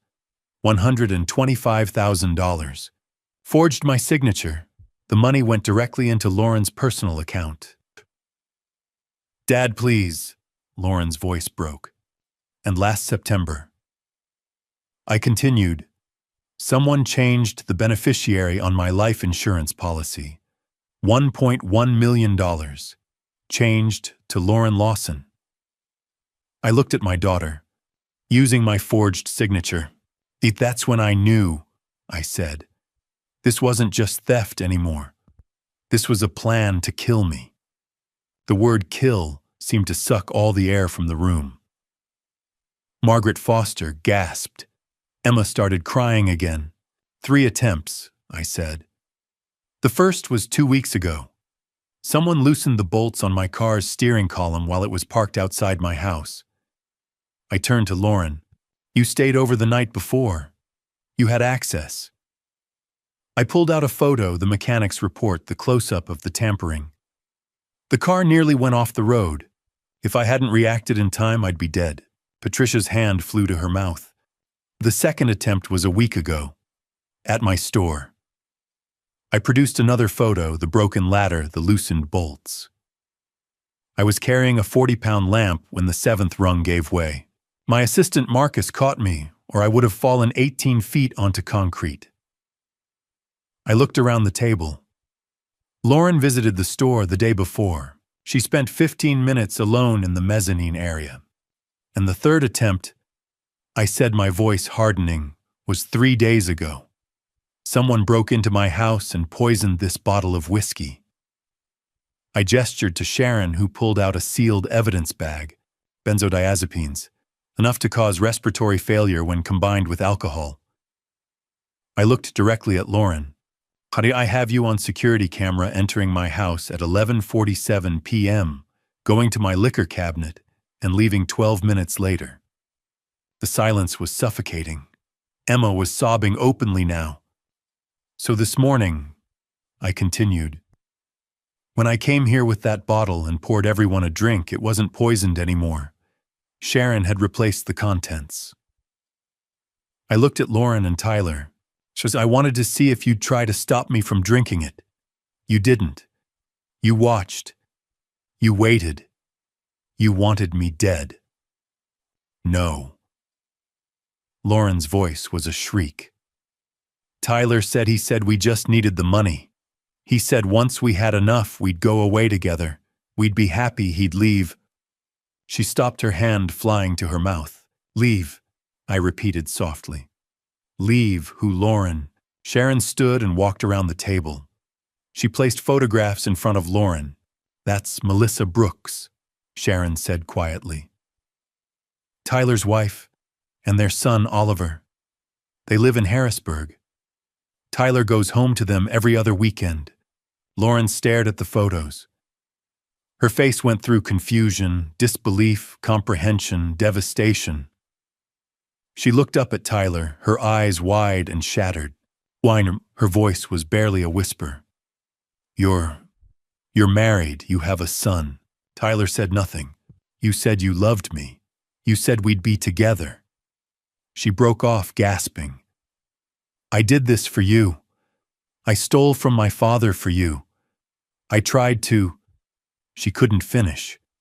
Her hands came up to cover her face, and her shoulders heaved with silent sobs. Slowly, I turned to Evelyn. She sat rigid, her face a mask of forced composure. What did you know? I asked. I knew about the money, she whispered. I knew she was taking money. Evelyn continued, her voice shaking. She told me you were being controlling, that she was desperate. I thought it was temporary. I helped her with the signatures. because I thought it was for her future. Her eyes filled with tears. I didn't know about the insurance policy. I didn't know about the murder attempts. I swear to God, Charles, I didn't know. But you knew about the theft, I said flatly. For 2 years, you knew she was stealing from me and you helped her do it. Evelyn's face crumpled. She nodded, tears streaming down her cheeks. Detective Palmer stood. He pulled his badge from his jacket. Maplewood Police Department. Tyler Brooks, Lauren Lawson. Evelyn Lawson, you're under arrest for conspiracy to commit fraud, forgery, embezzlement, and attempted murder. Officer Jenkins and Sharon moved in. They pulled Lauren to her feet first. She didn't resist, just stood there limply. Jenkins cuffed her wrists and began reading her rights. Lauren didn't seem to hear. She was crying silently. Tyler stood when they approached, his expression cold and defiant. He didn't look at Lauren. Didn't look at anyone. Evelyn looked at me as Sharon took her arm, her eyes pleading. Charles, please, I'm sorry. I'm so sorry. I said nothing, just watched as they led her away. The dining room door closed behind them with a soft click. For a long moment, no one moved.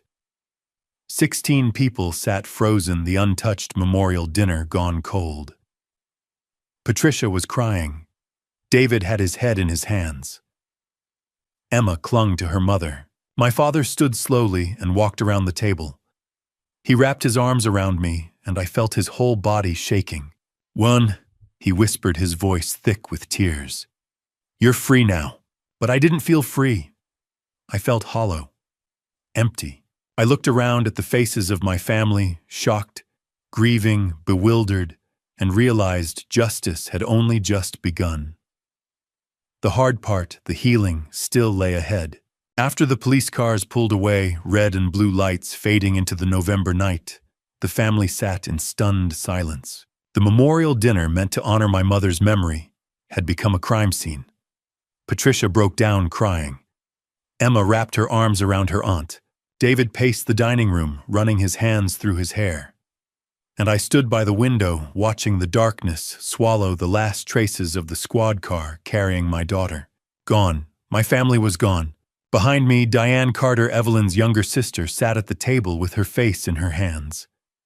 I can't believe it. My sister. Evelyn always seemed so devoted to you, Charles. People change. I said, my voice flat. Or maybe I never really knew them. Patricia came to stand beside me, her eyes red and swollen. Charles, I'm so sorry. You couldn't have known, I said. I didn't even know until a month ago. Across the room, my father sat in my mother's chair, looking decades older than he had this morning. I should have seen it, he said, his voice barely above a whisper. Lauren was asking me about my will. I thought she was just being practical. I crossed the room and knelt in front of him. Dad, this isn't your fault. She's my granddaughter. His voice broke. And she was planning to... He couldn't finish. His face crumpled and he covered it with his hands. I wrapped my arms around him, and we both cried. Two men mourning the loss of someone who wasn't even dead, just gone in a different, more terrible way. One by one, they left. Hugs at the door, tears, promises to call to check in. Patricia was the last to leave besides David. She gripped both my hands. Charles, you're staying here with Raymond tonight, right? You shouldn't be alone. Actually, I said, I'm going home. I need to face it. David drove me back to Maplewood Heights. For the first 10 minutes, neither of us spoke. Finally, David broke the silence. When I was 17, I stole $50 from Dad's wallet. Do you remember? I glanced at him. Yeah, he made you work it off at the store. I felt so ashamed. But this, what Lauren did. He shook his head. It's incomprehensible. Why, she's sick, I said. Or greedy, or both. I don't know anymore. Do you still love her? The question hit me like a punch. I stared out the window at the dark fields rushing past. I don't know that either, We pulled into my driveway just before 10. David looked at me. Want me to come in? No, Colin, I said. I need to do this alone. I stood on the porch and watched his taillights disappear. Then I unlocked the door and stepped inside. The house smelled like Evelyn's lavender candles. The living room was exactly as we'd left it this morning, her knitting basket by the couch, a mystery novel face down on the coffee table, like she'd just stepped out and would be back any minute. I walked through the rooms slowly. Lauren's baby photos on the mantel, family portraits on the walls, the kitchen where Evelyn had made pancakes every Sunday morning for 30 years. I stopped outside Lauren's old bedroom. She hadn't lived at home in years, but she'd kept some things here. I opened the door and turned on the light. Her bed was made. The walls were still covered with posters from bands she'd worshipped in high school. A stuffed bear sat on the pillow, the one I'd given her for her 5th birthday. I sat down on the bed and picked up the bear.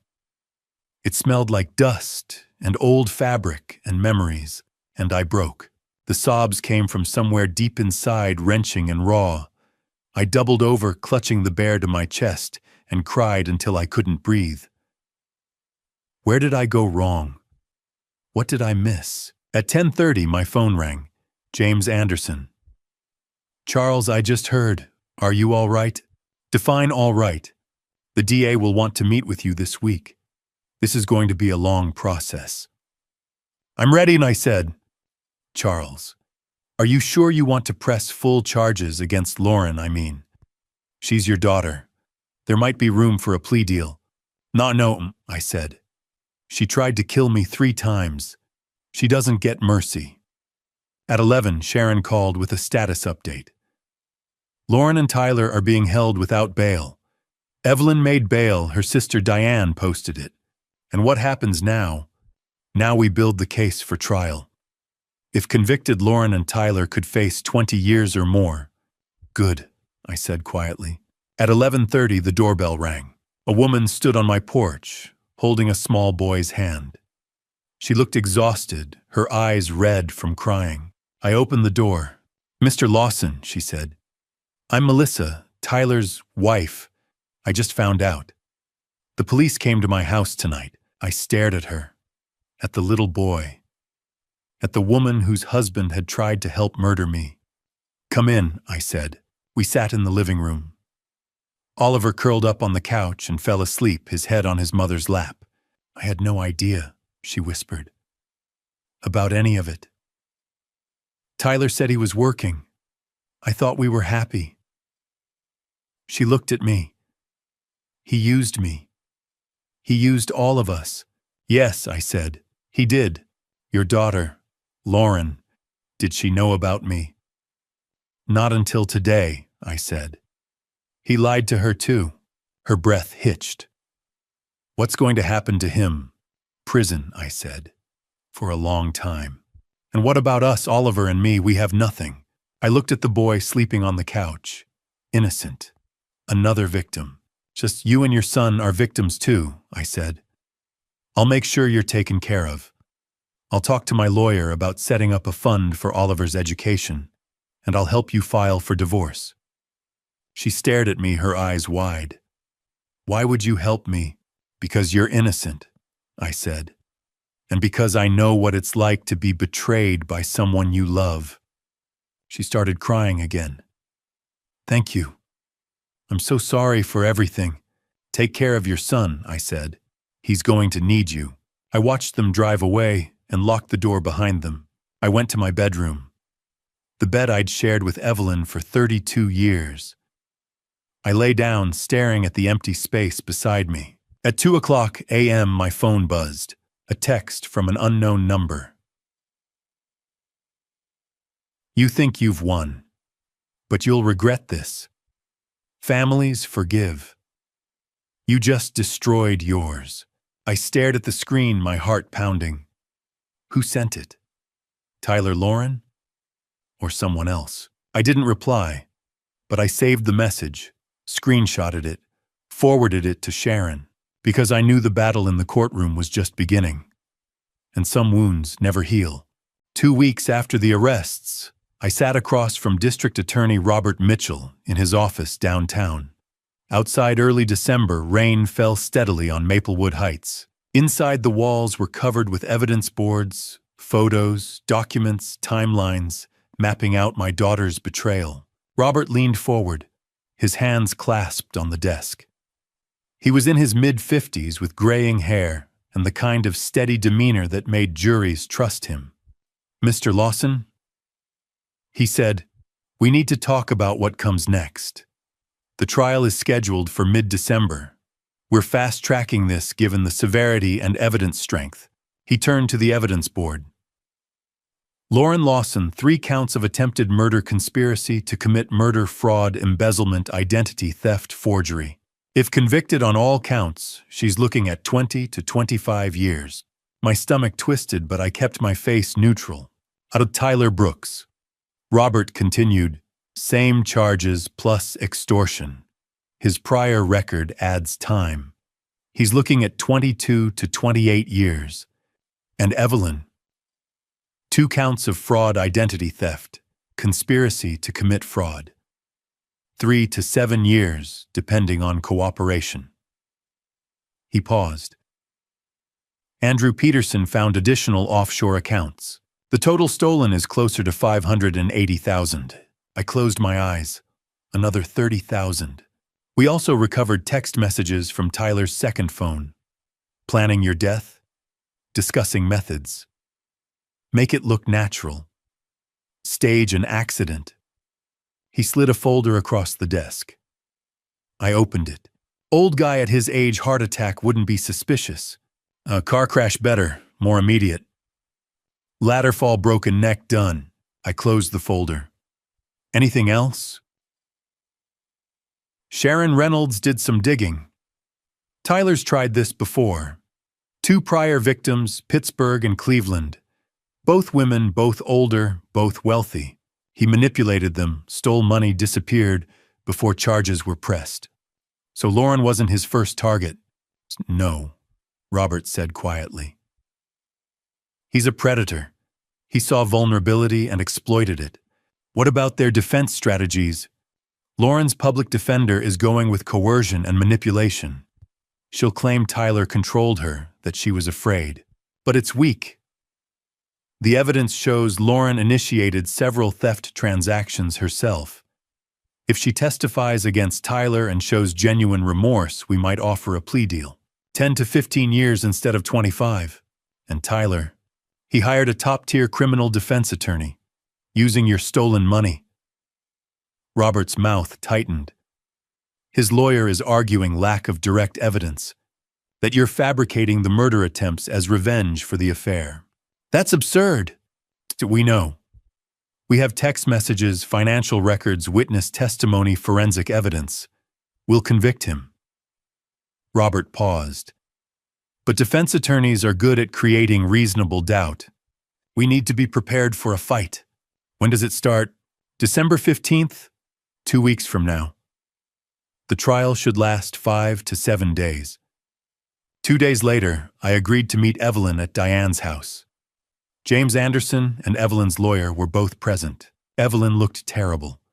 She'd lost weight, her face gaunt and pale. She sat with her hands folded, not looking at me. "Charles," she said quietly. "Thank you for coming." I didn't respond, just sat down and waited. "I'm so sorry," she began, her voice shaking.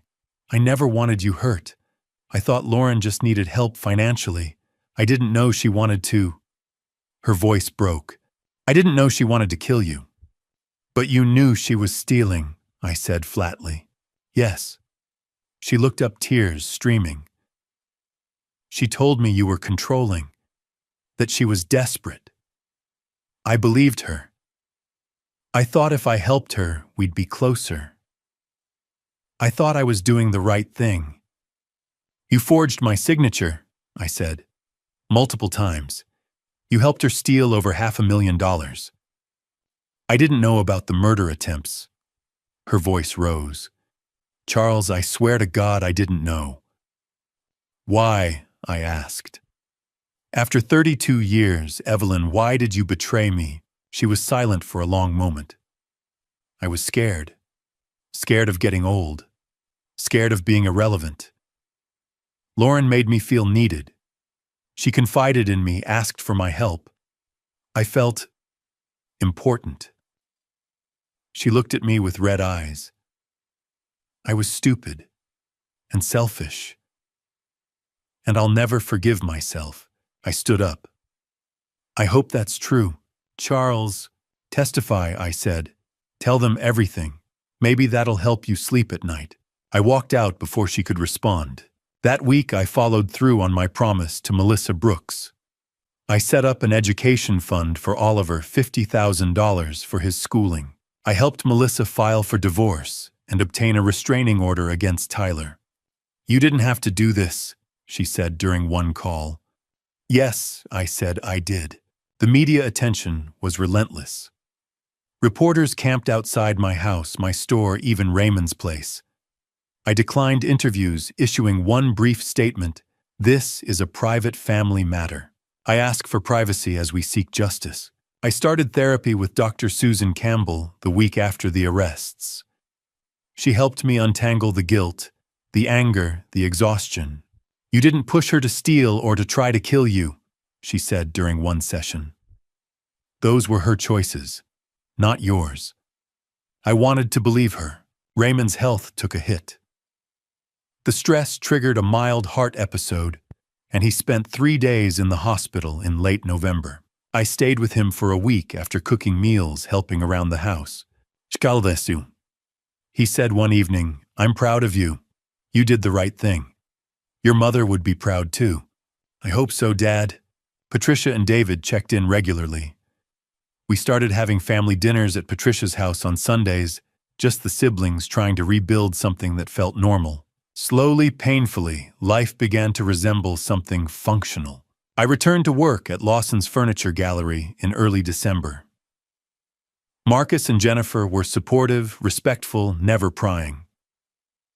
Business slowed at first, but gradually the community rallied. Sales picked back up. One evening in mid-December, just days before the trial was set to begin, I came home to find a letter from the county jail. The handwriting was shaky, childlike. Dad, I know you hate me. I hate me too. But I need you to know I never stopped loving you. I just loved the idea of freedom more. Tyler promised me a life I thought I deserved. I see now how wrong I was. I don't expect forgiveness. I just wanted you to know I'm sorry. I read it 3 times. Then I folded it carefully, put it in a drawer, and didn't respond. Some apologies come too late. December 15th, 2025. The courthouse in downtown Maplewood Heights was an imposing building of gray stone and tall windows. I stood at the bottom of the steps, camera flashes erupting around me, reporters shouting questions I didn't answer. Behind me, James Anderson placed a steady hand on my shoulder. Ready? He asked. I took a breath of the cold December air. Let's end this. Inside courtroom 4B was packed with family members, journalists, and curious locals. Judge Margaret Thornton sat behind the bench, a woman in her early 60s with steel gray hair and a reputation for running a tight courtroom. Lauren sat at the defense table on the left, thin and pale in a navy blouse, her hair pulled back. She looked younger than 30, almost childlike. Beside her sat Sarah Montgomery, her public defender. Tyler sat at the other defense table wearing a dark suit that probably cost $2,000, my $2,000. His lawyer, Dennis Harper, was a high-priced criminal defense attorney. Tyler looked calm, almost bored. I sat in the front row behind the prosecution, flanked by James and Sharon.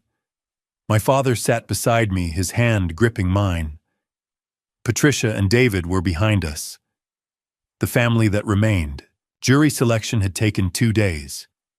12 jurors and 2 alternates, a mix of ages and backgrounds carefully vetted by both sides. Judge Thornton gavelled the room to silence.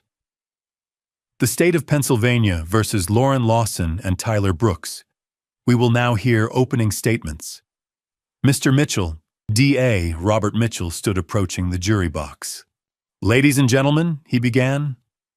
This is a case about greed manipulation and the ultimate betrayal, a daughter and her lover conspiring to murder a father for money. He paused. Over the next week, you will hear evidence of systematic theft spanning 24 months. You will see forged documents, offshore bank accounts, and shell companies designed to hide stolen funds, totaling $580,000. And you will hear testimony about 3 calculated attempts to end Charles Lawson's life: a sabotaged car, a rigged ladder, and a poisoned bottle of whiskey. He gestured toward the evidence table. The evidence is clear, the intent is undeniable, and justice demands accountability. Sarah Montgomery stood next, approaching the jury with a softer demeanor. My client made terrible choices, she said, gesturing toward Lauren. But Lauren Lawson is not a murderer. She is a victim of Tyler Brooks, a manipulative predator who exploited her. She paused. Lauren fell in love with the wrong man. She trusted him, and he used that trust to control her, to coerce her into actions she never would have taken on her own. Yes, she participated in theft, but she is not a killer. She is a broken young woman who deserves compassion, not condemnation. Dennis Harper stood adjusting his cufflinks. Ladies and gentlemen, the prosecution wants you to believe my client is a monster. But where is the direct evidence? Text messages can be misinterpreted. Financial transactions can be explained. My client loved Lauren Lawson. That is not a crime. And Charles Lawson, he gestured toward me, is a man scorned, angry that his daughter chose independence over obedience. Reasonable doubt exists, and that doubt demands acquittal. The first 3 days covered financial evidence. Andrew Peterson took the stand and walked the jury through 24 months of transactions, every transfer, every shell company, every offshore account. This wasn't an accident, he said. This was a deliberate, sophisticated scheme to steal money and hide it. Bank representatives testified, confirming the forged signatures on loan documents. One banker identified Lauren's handwriting on a deposit slip. Day 4. I took the stand. Robert Mitchell led me through the timeline, how I discovered the first transfer, how I hired the team, how I uncovered the full scope of the theft. Then Dennis Harper cross-examined me. Mr. Lawson, isn't it true you had a controlling relationship with your daughter? No, I said. I loved her and trusted her completely. That trust was betrayed. You were angry when you found out about Tyler, weren't you? I was hurt, I said. But my anger didn't forge documents or steal $500,000. Days 5 and 6 focused on the attempted murders. Mike, my mechanic, testified, showing photos of the loosened steering components. I've been a mechanic for 30 years, Mike said flatly. This was deliberate. Marcus took the stand and described the ladder incident, showing photos of the tool marks on the bolts.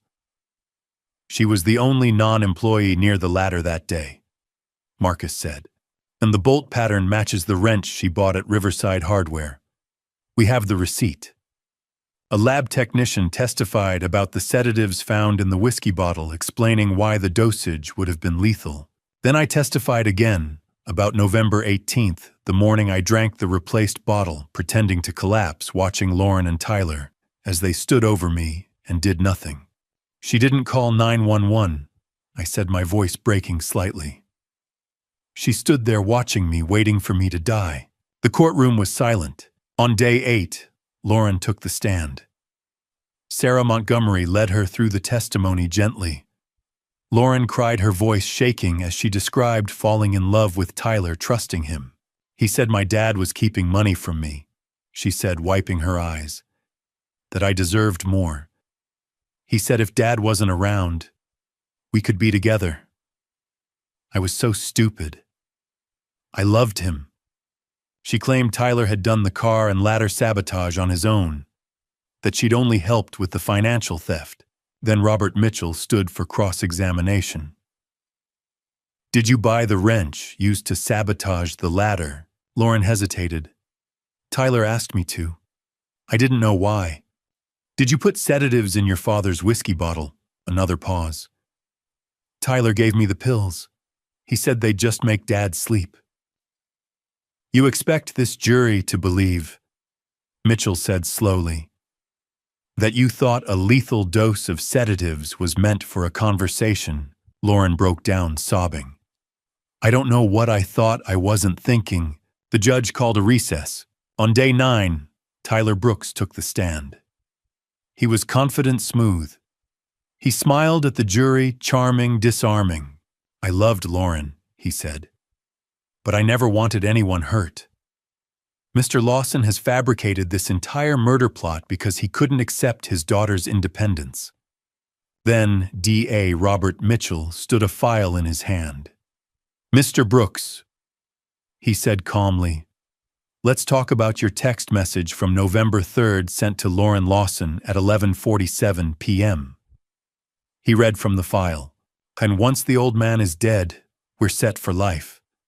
Would you like to explain what you meant by that? Tyler's face went pale. His mouth opened, but no sound came out. Take your time, Mitchell said, and I knew we had him. December 22nd, 2025. The jury had been deliberating for one day. I sat in the hallway outside courtroom 4B, hands clasped between my knees, staring at the marble floor. Patricia sat beside me, her hand resting on mine. Raymond leaned against the wall, looking frailer than I'd ever seen him. David paced the hallway. The waiting was unbearable. Then the door opened. The bailiff stepped out. The jury has reached a verdict. My heart stopped. This was it. We filed back into the courtroom. The benches were packed. Tyler sat at his table, jaw tight. Lauren looked pale, her eyes red and swollen. Judge Thornton entered. We all stood, then sat.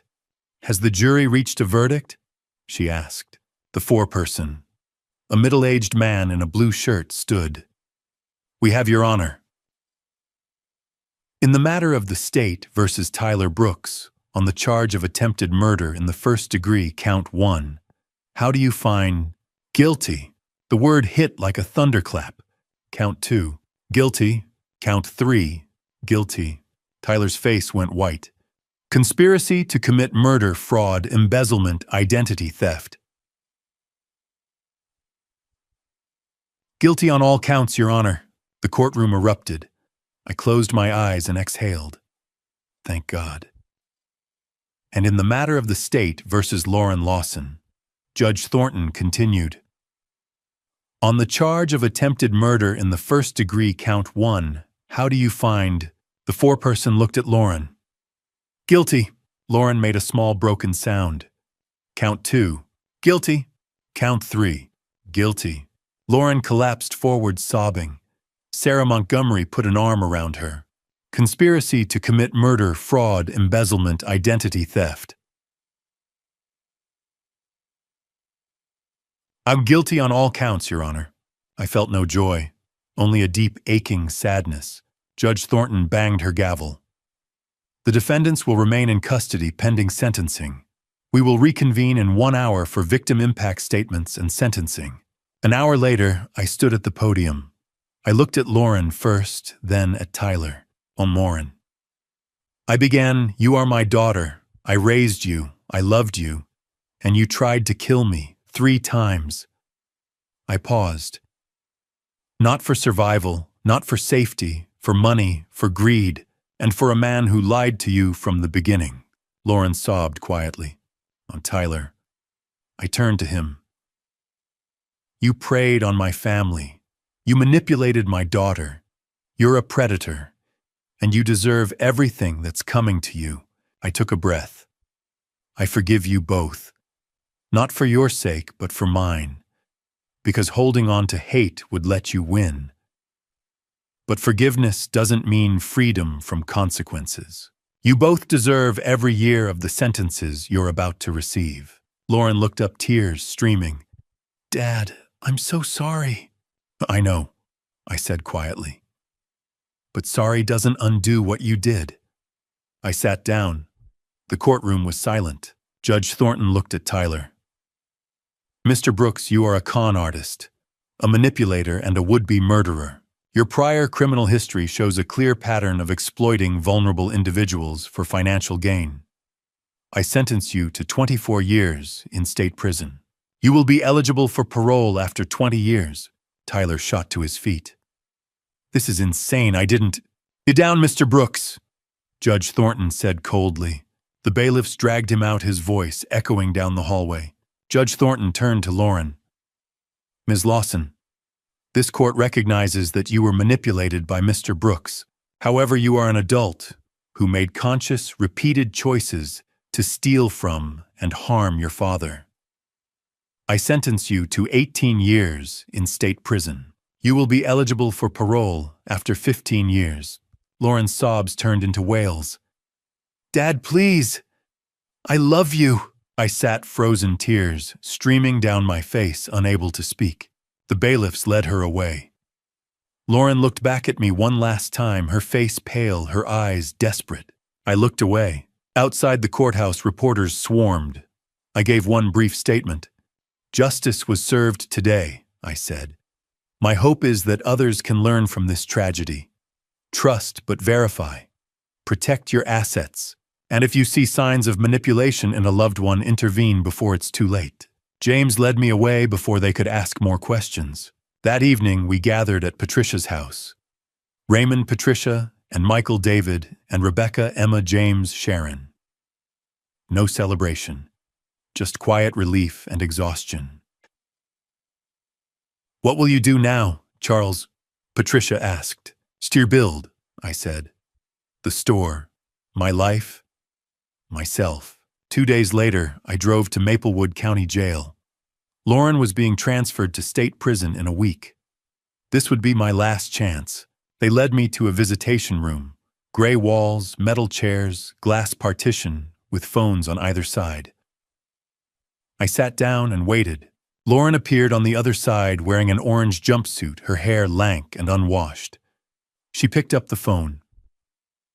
I did the same. Dad, she whispered.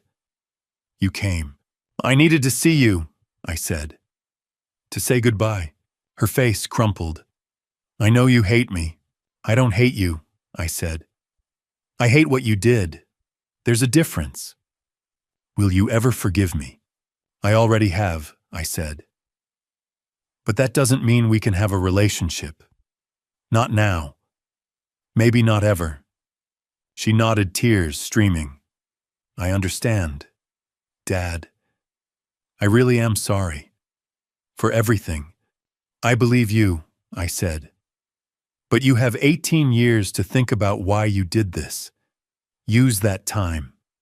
Become better. Will you write to me? She asked, her voice breaking. I don't know, I said. Goodbye, Lauren. I hung up the phone and stood.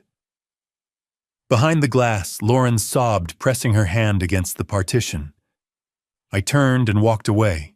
As I drove home that night, I passed Lawson's Furniture Gallery, Riverside Park, where I'd taught Lauren to ride a bike, the house where Evelyn and I had raised our family. And I realized my old life was gone. Everything I thought I knew about family, about love, about trust had been shattered. But in the ruins, something new was beginning to grow. The question was, what would I build from the ashes? The answer would come in time. Late December 2025. 1 month had passed since the sentencing. I stood in my furniture store looking out at the cold December rain falling on Main Street, shoppers hurrying past with umbrellas. The store was busy again, customers browsing for last-minute Christmas gifts, Marcus helping a young couple, Jennifer gift-wrapping purchases at the register. And I felt different. Not healed, not yet, but steadier. Like I'd found my footing after months of freefall. Healing, I'd learned from Dr. Campbell, doesn't have a finish line. It's a journey you take one day at a time. I was still living in the house on Maple Street, but I'd started looking at smaller apartments downtown. Too many memories here. I wasn't ready to move yet, but I knew the day was coming. Maybe after the new year. My routine had shifted. Wake at 6, coffee while watching the sunrise, walk to the store by 7:30. Work until 5. Mondays and Thursdays, gym. Tuesdays therapy with Dr. Campbell, other evenings dinner with Patricia or David, or reading in my living room, trying to reclaim the silence as peaceful instead of haunting. No dating. People asked Patricia especially, but the idea felt impossible. Maybe someday. Not now. The business had stabilized faster than I'd expected. The community rallied. People came in specifically to shake my hand, to tell me they admired what I'd done. Sales picked up. I even hired a new part-time employee, Kevin, a recent business school graduate. And I'd started planning something new, financial literacy workshops at the store. Free monthly seminars about recognizing fraud-protecting assets. If my pain could help even one person avoid what I went through, it would be worth it. Therapy was still weekly. Dr. Campbell's office had become the one place I could talk about things I couldn't say anywhere else. Shakira, Charles. She said during our session the week before Christmas, "You've made incredible progress in just a month. Now we're working on the harder part, rebuilding. I don't know how to trust anymore," I admitted. Every time I think about letting someone in, I remember what happened. "You don't have to trust the way you did before," she said gently. "But you can learn to trust wisely, with boundaries, with awareness. Trust doesn't mean blind faith anymore. It means informed faith." I still had nightmares. Dreams of Lauren standing over me. Dreams of the car careening off the road. Dreams of Evelyn's face, cold and distant. But Dr. Campbell said that was normal. They'd fade with time. Every Sunday, I drove to Pinewood to have lunch with Raymond. The drive had become a ritual, 45 minutes through the countryside, time to think and breathe. Raymond had aged visibly since the trial. The stress had triggered a mild heart episode in early December, but he was home now, recovering slowly. "Charles," he said one Sunday as we sat by the fireplace, "I'm proud of you. Your mother would be proud too." "Thanks, Dad. Some days are still really hard." "They always will be," he said. "But you're strong, like Mildred was." Family dinners had started up again, small gatherings at Patricia's house on Sunday evenings. We laughed, told stories, carefully avoided talking about the trial. Emma had announced plans to start a blog about financial fraud awareness, inspired by what happened. David and I had grown closer than we'd been in years. "You're my hero, brother," he told me one night over beers. I shook my head. "I'm no hero. I'm just a guy who survived." "That's exactly what makes you a hero." Evelyn was living with her sister Diane, working part-time at a flower shop as part of her probation. She'd sent me 2 letters in the past month, apologizing, asking if we could talk. I hadn't responded. James Anderson told me I didn't owe her anything. I wasn't ready. Maybe I never would be. I'd kept my promise to Melissa Brooks. I'd set up an education fund for Oliver, $50,000 for his future schooling. I'd helped Melissa file for divorce and get a restraining order against Tyler. "You didn't have to do this," she'd said. "Yes," I said, "I did. Oliver's innocent in all this. He deserves a chance." Lauren was at the county jail waiting for transfer to Cedar Hills Correctional Facility upstate. She'd sent me 3 letters in the past month. I'd read the first 2, but couldn't bring myself to read the third. It sat unopened on my kitchen counter. Dr. Campbell said I'd know when I was ready. Tyler was at a different facility awaiting his own transfer. His lawyer had filed an appeal, but James said it wouldn't go anywhere. He'd serve every year of his sentence. Good. I'd started accepting invitations to speak small events so far. A talk at the Rotary Club. A presentation at the Senior Center about recognizing manipulation. People listened. A few shared their own stories of family betrayal, financial abuse. It felt like something not quite purpose yet, but the beginning of it. I'd recovered about $200,000 of the stolen money through asset seizures. The rest was gone, disappeared into offshore accounts. But I'd made peace with that. The money didn't matter anymore. I had the store, I had my family, I had my life. On December 26th, the day after Christmas, I drove to Evergreen Cemetery, where Mom was buried. The December air was freezing as I stood at her grave. "Hi, Mom," I said quietly. "It's been 5 weeks since the sentencing. I'm doing okay, not great, but okay." I placed a small wreath of white roses on the headstone, her favorite. "I think you'd be proud of me.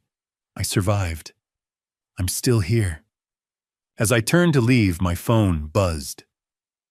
A text from Dr. Campbell. "Charles, though I have news. Lauren's caseworker reached out.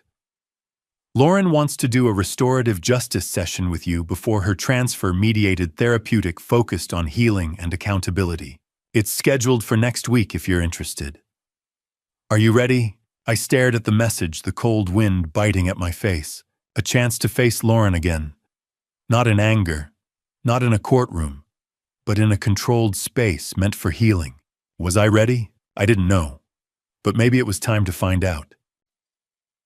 December 28th, 2025. I sat in a small conference room at Maplewood County Jail, my hands clasped tightly in my lap. Through the narrow window, I could see the gray December sky. The room smelled like industrial cleaner and stale coffee. Dr. Campbell sat beside me. "You don't have to do this," she said gently. "No one will judge you if you walk away." I took a breath. I need to, for both of us. The door opened. A guard escorted Lauren inside. It was time. Ms. Rebecca Harris, a licensed mediator who specialized in restorative justice, entered behind Lauren. She was in her 50s with kind eyes and a calm demeanor. "Thank you for coming, Mr. Lawson," she said. "Ground rules, no interruptions, speak from personal experience, listen actively. The goal isn't reconciliation, it's understanding and accountability." I nodded, my throat tight. Lauren sat down across from me. She was thinner than I remembered, her hair pulled back, her face pale without makeup. She wore the Orange County Jail uniform. 6 weeks incarcerated. 17 years and 10 months still ahead. Her eyes met mine. Fear, shame, hope. "Hi, Dad," she said quietly. "Hello, Lauren." Miss Harris sat at the head of the table. "Charles, would you like to start? Tell Lauren how her actions affected you." I looked at my daughter. "This stranger who used to be my little girl. You tried to kill me," I said, my voice steady. "3 times. Every day since I've wondered why. What did I do that made you want me dead?" Lauren's face crumpled. "I didn't hate you, Dad. I never hated you." "Then why?" My voice broke. "Why did you do it?" She wiped her eyes. "I was greedy. I was stupid. I wanted things I thought I deserved. Tyler made it seem easy, like you wouldn't miss the money, like it wasn't really hurting anyone." She paused. "But that's a lie I told myself. I knew it was wrong. I just didn't care enough to stop.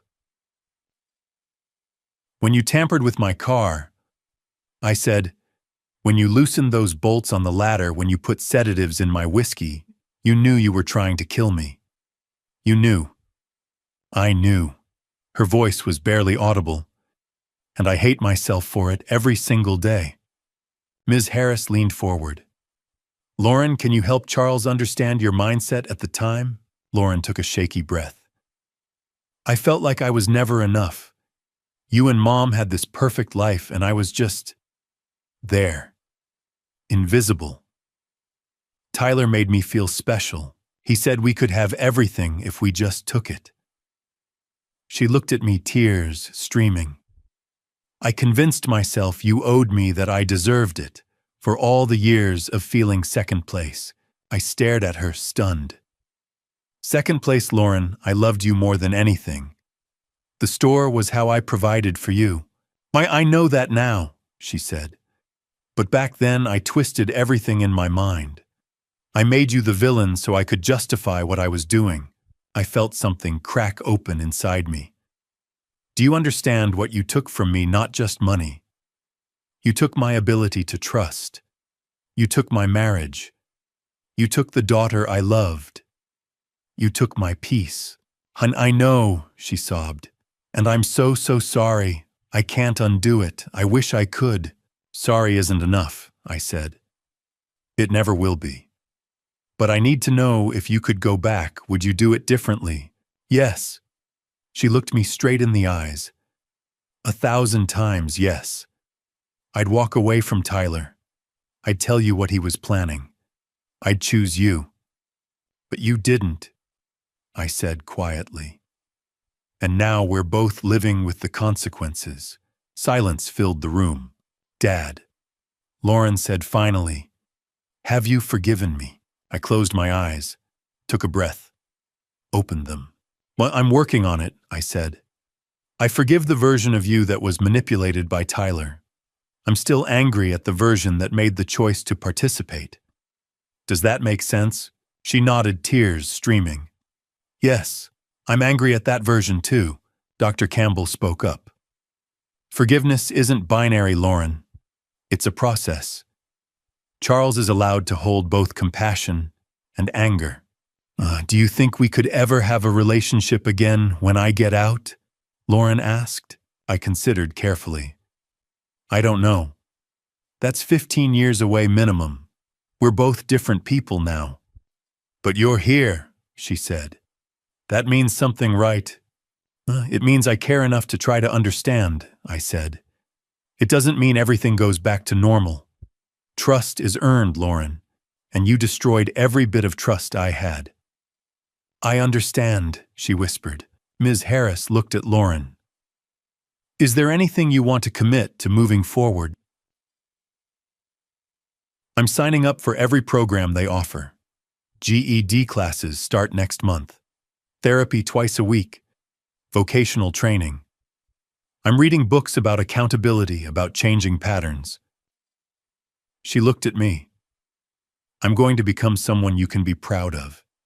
Even if you're not in my life to see it. Do it for yourself," I said. "Not for me." The session lasted an hour and a half. When it ended, Lauren stood slowly. "Thank you for coming," she said. "I know it was hard. It was. But I needed to see you, to hear you." "Will you come again?" I hesitated. "Maybe. Let's see where we both are in a year." "Okay," she smiled, sad but genuine. "I love you, Dad." Tears finally spilled down my cheeks. "I love you too. But love isn't enough without trust. Earn it back." She nodded. The guard escorted her out. I watched her go, and something in my chest, something that had been clenched tight for weeks, finally loosened. On the drive home, Dr. Campbell asked, "How do you feel?" "Exhausted, sad, but lighter. Like I closed a door I needed to close." "That's healing," she said. "You faced the source of your pain and survived." Again. On New Year's Eve, I stood in my living room, looking out at fireworks blooming in the distant sky. At midnight, I raised a glass of water to the window. "Here's to surviving," I said. "Here's to rebuilding." The next morning, January 1st, 2026, I visited Mom's grave. I placed a small wreath of white roses on her headstone. "Happy New Year, Mom," I said quietly. I made it through. It was the hardest thing I've ever done. But I'm still here. And as I walked back to my car, I realized I didn't know what the future held. Whether Lauren would change, whether I'd ever fully heal, whether I'd find love again or learn to trust. But for the first time in months, I felt ready. Ready to face whatever came next. Ready to rebuild. Ready to hope. As I reflect on everything that happened, I realize family betrayal cuts deeper than any knife. When the people you love most become the ones who hurt you, it shakes the foundation of everything you believe. My story. This painful chapter of Grandpa's stories I've shared with you taught me lessons I never wanted to learn. Don't be like me. Don't ignore the warning signs because you love someone. Don't assume trust is permanent just because someone shares your blood. Protect yourself even from those closest to you. Verify financial transactions. Keep your documents secure. And if something feels wrong, investigate before it's too late. Family betrayal is more common than we want to admit. These grandpa stories aren't just mine. They belong to thousands of people who trusted blindly and paid the price. Family betrayal can happen to anyone at any age. In my darkest moments, I turned to God. I prayed for strength, for wisdom, for the ability to forgive what seemed unforgivable. Faith didn't erase the pain, but it gave me the grace to keep moving forward. My personal belief: forgiveness doesn't mean forgetting. It means refusing to let bitterness destroy what's left of your life. Love your family, but love yourself enough to set boundaries. These grandpa stories we share matter. They're warnings wrapped in heartbreak, meant to protect the next person from walking my path. If this story resonated with you, please leave a comment below sharing your thoughts. Have you experienced family betrayal? How did you heal? Subscribe to this channel for more stories that explore the complex realities of family trust and survival. Share this video with someone who might need to hear it. Thank you for staying with me until the end. I know it wasn't easy. Disclaimer: future stories may contain fictionalized elements created for educational purposes. If this content isn't for you, feel free to explore other videos that better suit your preferences.